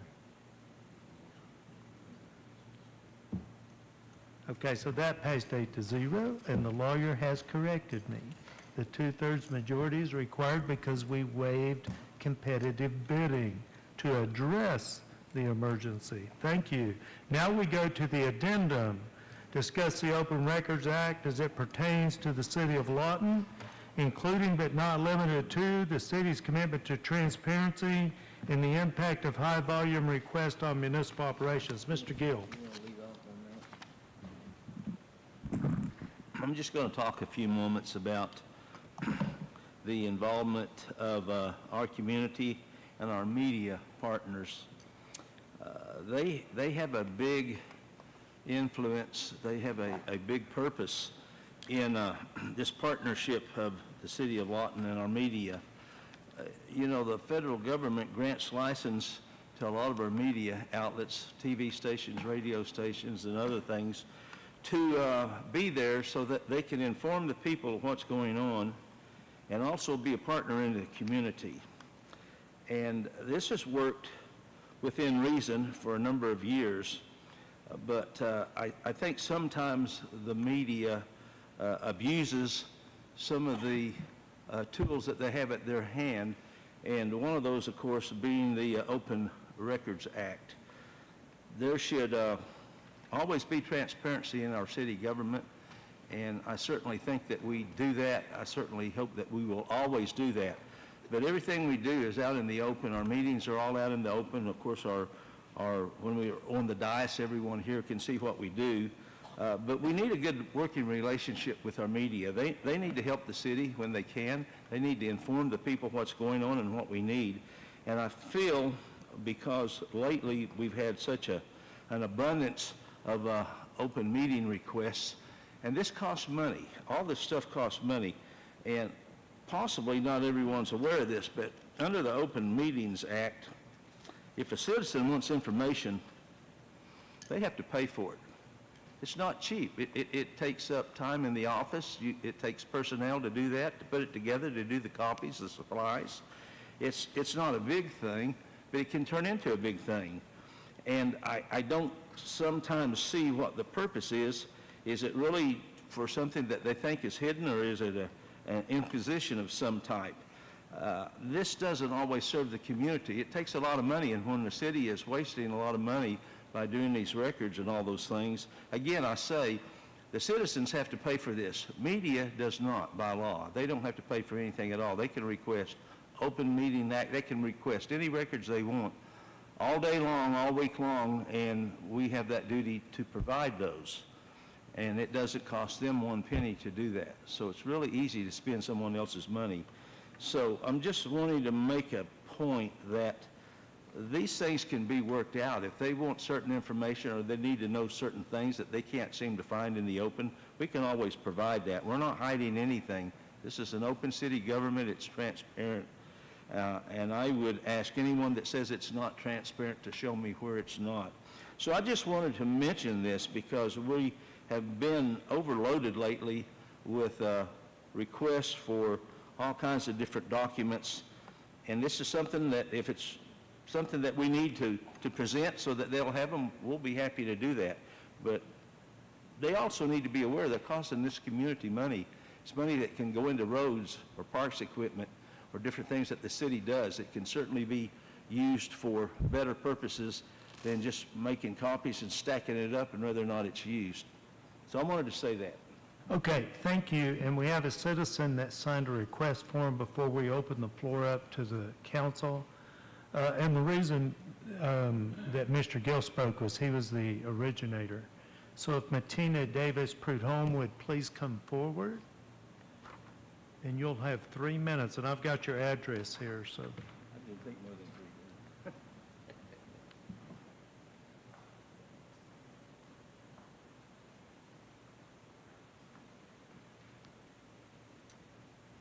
Good evening. First of all, I disagree with Mr. Gill, but I would like to talk about public records. Y'all not very transparent at all, even when we do request for public records. Still no transparency. I'm still waiting on records.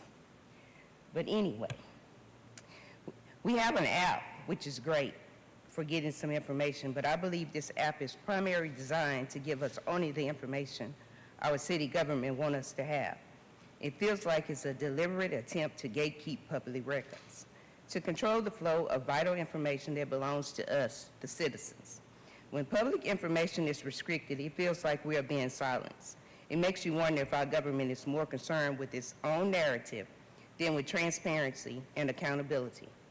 And speaking of accountability, are you aware that some of our very own city officials will be on trial Friday, June 13th in Comanche County Courthouse? The charges relate to freedom of speech and Facebook. Citizen, it's time to wake up. It's time to demand transparency. It's time to hold our government accountable for every piece of public information. This is our city and our right to know. So I feel like y'all are not transparent. And if you want to sit down and talk to me, Mr. Gill, I can show you. Okay. Okay, thank you for coming. Mr. Warren. Council and anybody else, after we discussed this the other day and after Mr. Gill's comments this evening, I've had 30 years of knowing and dealing with and being involved with media of all shapes and sizes, and newspapers and TV and radio, and I've had people comment just recently that are in the media or were in the media, that all they ever had to do was ask for whatever it was that they wanted to know. And, you know, that FOIA was the last resort. You know, it's like if asking for it or asking a question or just coming out and asking what they want to know. If that didn't work, then yeah, then they would get, and in fact, one person that I know of in their entire career, as far as I know, they had only requested actual real FOIA information 5 times. You don't, you know, if you have a relationship and you just ask the question, usually you get the answer. There doesn't need to be a lack of communication or any animosity or, you know, I think if reporters will go into the situation with an open mind and not have a track that they want to follow, sometimes that's better. And if we just answer the question when it's asked, most of the times we can do that. We can all get along. The citizens are the ones that need the information. And I think we're willing to provide it if the news media is willing to put it out there. You know, I'd like to see a lot more. I think somebody earlier mentioned, you know, some of the good stuff that's going on. A lot of times it gets pushed aside. Not, you know, I'm not saying that some of the stuff that's out there shouldn't be out there, but man, there's so many good things going on.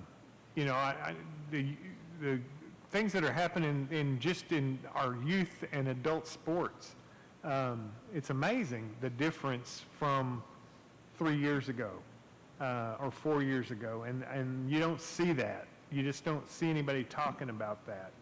And I just hope that we can have more of that along with anything else. You know, anybody wants to know something, ask me. Sometimes I'll tell you way too much. So it's hard to shut me up.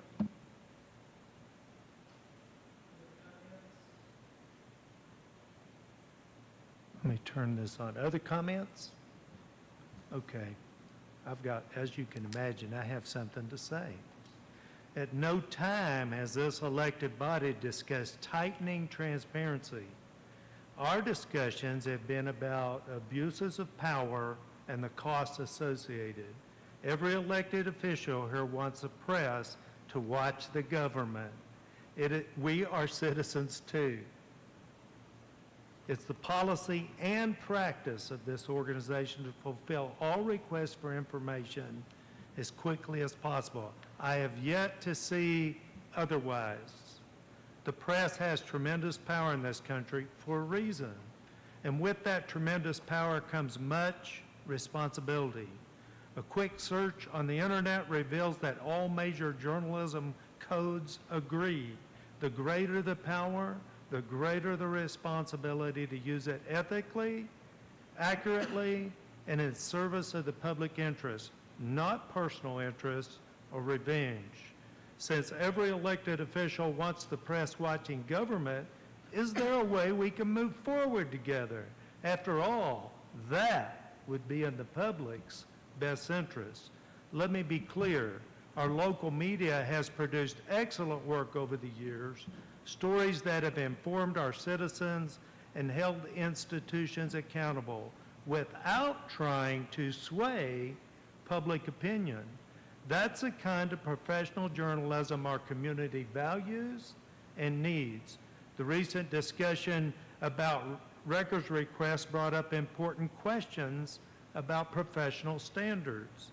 Now let's channel that energy into something productive. From my position, I would like to see more investigative reporting. Yes, more investigative reporting, the kind that would propel our city forward. I'd like to invite the media to investigate why the city of Lawton trails in efficiency compared to peer cities. I've yet to see one story on that. Taxpayers want to know if they're getting value for their dollar. Investigate what we can do differently to deliver city services to our community at rates that are at or below peer cities. Remember, journalistic ethics require you to give all the facts, not pick and choose, and not play favorites with special interests. And I might add, not to rush reports because of deadlines and miss facts. What about the fact that a few years ago we had more kids going out of town to play sports than the kids that were playing in our own local programs? I never saw that in the media till it was brought up by elected officials. Why was that never investigated? Parents are asking why their children have to travel for quality sports program. Thank you, Mr. Warren. You were one of the initiators of getting that turned around, while we still have a ways to go. Could you investigate what other communities are providing for kids that we're not? How about investigating the sports fields other communities are doing that we're not? How do we compare? And what about the economic impact of not providing first-class sports programs for our kids? There is an economic value in a quality sports program. Could you investigate what other cities are providing in the way of low-cost and no-cost family entertainment that we might not be? What about arts and humanities? How do we measure up? Can we investigate how we're doing on replacing infrastructure compared to our peer cities? Water lines, sewer lines, roads, these are all areas that will interest our citizens and help them understand where we stand and where we need to go. As we work towards our goal of becoming Oklahoma's most efficient city, I invite our media partners to tell us that complete story and hold us accountable. The timing is crucial. Our citizens are ready for more progress, and they deserve journalism that helps them understand not just where we are, but how we compare. This is investigative reporting that would propel our city forward. None of this is to say that if you suspect wrongdoing, you should not investigate. It's not what we're saying. Absolutely, you should. But there's no reason to dig simply to embarrass or destroy just because you have power. What would a successful partnership look like? Stories that help citizens make informed decisions about their community and about their vote without trying to sway the opinions. Coverage that helps us benchmark against other cities and understand what works. Journalism that drives important conversations about our future. Let's use that tremendous power of the press to build up our community. Let's investigate what works and what doesn't and what we can do better. Let's inform our citizens not just about problems, but about solutions and opportunities. I invite you to join us in propelling our city forward together. Use your investigative skills to help us understand how we can serve our citizens better. Help us benchmark against our peers. Help us tell the complete story of where we are and what we can do better. That's the kind of partnership our citizens deserve. One where the power of the press is used not to tear down, but to build up, not to embarrass, but to inform, not to destroy, but to propel us towards a better future. The choice is ours to make. Let's choose progress. Let's choose partnership. Let's choose to propel Lawton for itself forward as one community working towards the same goals, becoming the most efficient community in Oklahoma and a community of choice where families thrive. And with that, I'll ask for a motion to adjourn. Motion and a second. Please call the roll. Executive session, not to adjourn. Oh, go to executive session. Was that your motion? That was my motion. Was that your second? I was getting so worked up, I was ready to go. We're going to executive session. Please vote. Hankins, Brooker, Smith, Chapman, Gill, Hampton, Uyghur, Williams, Warren.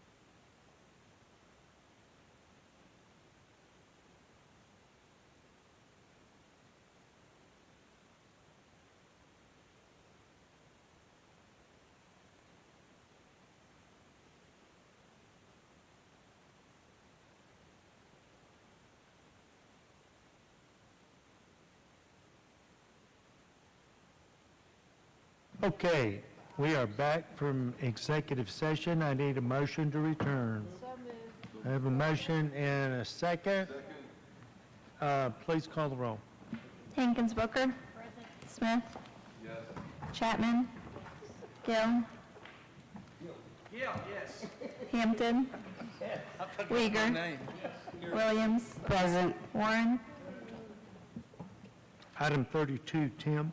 Pursuant to Section 307B4, Title 25 Oklahoma Statutes, council convening an executive session to discuss the status of ongoing investigation concerning CDBG funds and other housing division-related matters. That conversation occurred, no action necessary.